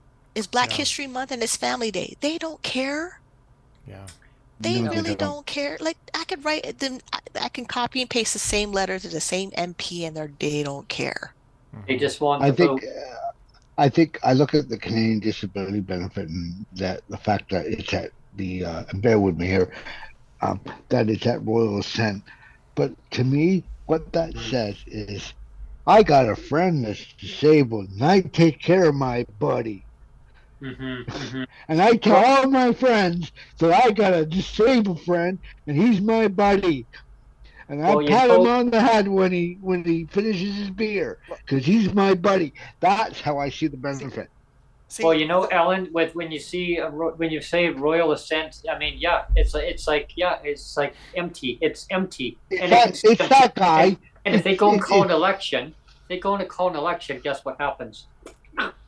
They call. If I could, please. Oh, go ahead, MJ. You know, when it comes to all of this political meandering that they do, I mean, Brent is right. It's the moment they call election, everything's off the table. So it's all promises, right? Yeah. And a lot of people, you know, more and more people are, you know, getting tired of governments that give promises. They want to see a concrete plan and a concrete idea of what they intend to do and why they intend to do it. And I've always said that the day a political party shows up with a plan, that shows up with a detailed plan of of everything they intend to do and why they intend to do it and how it's going to benefit the majority of people, you know, that's going to be the day that the system goes and changes. But until then, there's absolutely nothing going to happen because people are sitting here just buying into false hope and false promises that, you know, are designed to go and give this party the in to get them elected. You know, it's like, sure, Trudeau promised to get, you know, to legalize marijuana, but that's the only good thing that he ever did. Right? That, you know, and at that point, he didn't even do a good job of it at that point. So, and that's where the problem is the system, these people only work to a point and then they stop. They don't go all the way. They just stop at 50% or 30% and just, that's good enough. They do just enough while they're elected. Just to dangle that carrot and say, hey, you're interested, right? And because Canada doesn't kick them out when they've been reelected after 50,000 times, like Mayor McCalvin in Mississauga, that lady was mayor when I was in elementary school, kindergarten. Oh my God. Up until the last 5 years or so. Wow. Oh yeah. That she retired because they kept. There's no accountability. There's no short term. There's no term limits. There's no term limits. We can vote. People are voting for Ford again. Why? Yeah. We're voting thinking, oh, he's going to be different now. Everyone knows. Like if you're in a relationship with somebody and the boyfriend is not going to change, they usually tell the female to not go back to him. But for whatever reason, we vote for the same person. Well, if Ford was any of our relationship people and we're told they're crazy, don't go back there, we're not going back there. But some reason we vote for the same person every single time. I can't remember what it's called. It's basically it's kind of like spousal abuse, where the spouse keeps going back to the abusive husband. Stockholm syndrome. Yeah. Thank you. I knew Trauma that's what bond. it is. So yes, trauma bonding. So if that's exactly what it is, it's Stockholm syndrome, trauma bonding of, oh, well, I mean, they weren't that bad really, but maybe they've changed, right? And it's like people seem to just want to get backhanded by the government at every turn, and I'm going to use that term, to get backhanded and just go, I'm good, I can get back up, boom, we'll give you another one in 4 years, And, this is where this abusive relationship, really needs to come to an end. And a lot of people, just that fear of ending that abusive relationship is what really stops people from going and progressing as a society, and this is, stops people from making the decision that would benefit them. It's like, also why people don't come off disability. So like, oh, disability is going to cut me off. In what way? We went through all the policies. We read through every policy directive. I showed you being on it, getting your income support, to being off of it and not. To the point where you can be off of it and get transitional health benefits or an extended health benefit plan, or make enough money and buy your own health benefit plan. And then if you're buying your own health benefit plan, that is something you can write off on your taxes as medical expenses. And then it's either medical expenses or it's a business expense. They give you 2 options to write off your medical costs. It's not like they give you one. There's multiple options to write off your medical costs for having a disability outside of the disability tax credit. People are all upset, oh, I can't qualify for the disability tax credit. There is 600 other things in the policy you can have without worrying about the disability tax credit. Yeah, you don't have to qualify for the DTC. But they're worried about what somebody has and they don't have it. Look for the thing that you can have and have the best of it. I actually used qualify for it. A year ago, 2 years ago, I had the DTC, and I actually went on CRA and it said apply for the DCC, and I'm like, what? I'd applied for I've had the DTC like 3 or 4 times in a row. I'm like, why? So I've got to call CRA and go, what's the deal here? Because I went through all this medical. I have a letter saying by CRA notifying me as a disabled Canadian. But when you log into your CRA account, the My account, it tells you how long it will say you have the disability tax credit. Mine says 2008 to 2025. So I know 2025, I need to prepare all my documents and reapply. Then it also says when I applied in 2007 and got denied. It keeps record of everything of the disability tax credit. Okay. Well, I've got a challenge now because I don't have a doctor, and part 2 of the DTC is a medical form. So But they also list all the healthcare providers that could fill out the form. It's not just your doctor. It's your audiologist, it's your physiotherapist, it's your nurse practitioner. Can an RPN do it? It lists everybody on it. Okay. It's yes, registered nurse practitioner. Yes. Nurse practitioner, yes. I think they're listed now as well. So okay, that's good because I have a very good friend who's an RPN and she's a smart cookie. Okay, well there you go. Well, there you go. So you got that's solved for you. You just got to get that in motion. You know, and this, the brainstorming we went through to fill out that you thought was never like doom and gloom. That like the level of like problem solving. I get it. Some people's brains don't process that way, but that's the only way to break free of this system. Like this, what is the solution for you to have a better quality of life with everything that we have available? Like, yes, there's a system that makes it very limiting and thinking there's not solutions for it, but there is a whole list of other things that you could have. Like you may have to go to a private clinic, a private doctor, pay for the doctor fee and get the forms filled out. Like I felt MedCan can do it. I don't like paying $1,300 for a doctor, but I may have to pay $1,300 for a doctor to get my forms filled out. Like, well, there you go, right? The way that there's private clinics and there's public clinics, and the way that Ford is pushing everybody to go to a private, I may have to max out credit cards and get my forms filled out and bring on my records. Well, wouldn't that be covered under your health insurance? It might not. No? If I don't have, the annoying part about health insurance, if I get it after a diagnosis, they may not cover certain things. Okay. And then with the way that doctors have a fee schedule, some of the fee schedule is not covered in the insurance. Yeah. So like doctor's notes are not covered. That's why part of the reason that family doctors want to quit. They're doing so much paperwork that they're not paid for, and they don't have the money coming in to hire a nurse practitioner or a physician assistant or a business administrator person that deals with medical offices to help them fill out the paperwork. Too much red tape. So a lot of my paperwork that I fill out with my doctor, I fill out half of it and she fills out the part she signs and stamps. But I naturally do it. She's like, we naturally have the system in place that I can fill out the form. Like the disability form for special diet, I checked out all the boxes, celiac, lactose intolerant, lost too much weight. She signed off on all of them.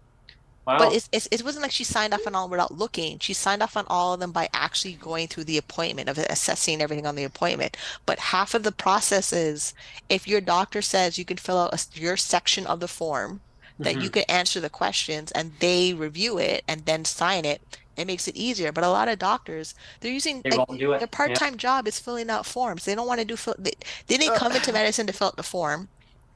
Then if they're filling out the form, they're charging you more money to fill out the form. I know my doctor, if she fills out the disability form, I can be an annual fee of $150 or a one-time fee of $75. And then any other disability form I need filled out is $25. Or I buy an annual fee of filling out forms. Like I have to prepay filling out all my forms for the year just for my doctor, because that part is not covered in OHIP. It's not covered in the private health insurance. Like that's the thing of, you need to work. You need to make more than $1,000 a month. Like the whole idea of disability, you can make $1,000 a month and keep your benefits, but you're not accessing all the other things you need. I want to thank you very much, Minnie, today for taking this time. Learned tons. I learned so much information from you on this, and we definitely could keep piling more onto the segment, and we'll do a follow up on our next one of our next segments that we do, and I think it would be nice if we get questions from the viewers. Like your videos are getting views, or just whatever. People are not posting questions. Because definitely. I know everything for me, but like the way we help Alan figure out what other healthcare provider can fill out the disability form. Other people are just stuck thinking that disability is never going to make them get ahead, when you have to do the steps to get ahead. Yeah, I really encourage people to like when you subscribe. Like if you want to send in your comments, like send in or feedback of as soon as you subscribe, it means you're then free to leave comments and like if you're hearing something that you find very informative to you, and you say, oh, I agree with that, or I have a question with this. I mean, definitely interact with us, and that's what it's about. Is we're learning from you and vice versa. It's a interactive. Somebody up there could know something we don't. Exactly, and then so that's what it's all about. And because it's a disability community, and the allies are basically people who people who have a disability, how it's impacting you, your family, your lives. I mean, so let's all come together. Let's all come together as a community, and let's grow with ideas, solution based. How do we work with so many different dynamics and come together with brainstorming up ideas. And today's segment, it taught us that. It taught us that, yes, things can change, right? I'd love to get more voices from the why did I say Philippines? It's because my wife is Filipino. I meant to say from the Maritimes. How did Maritimes turn into the Philippines? I don't know. Anyway, so I'm sure my wife is impressed that I said Philippines. But people from the Maritimes, it'd be cool if we got more voices from the Maritimes, and because I know that the social services there suck, and totally. It would be nice if we got some feedback.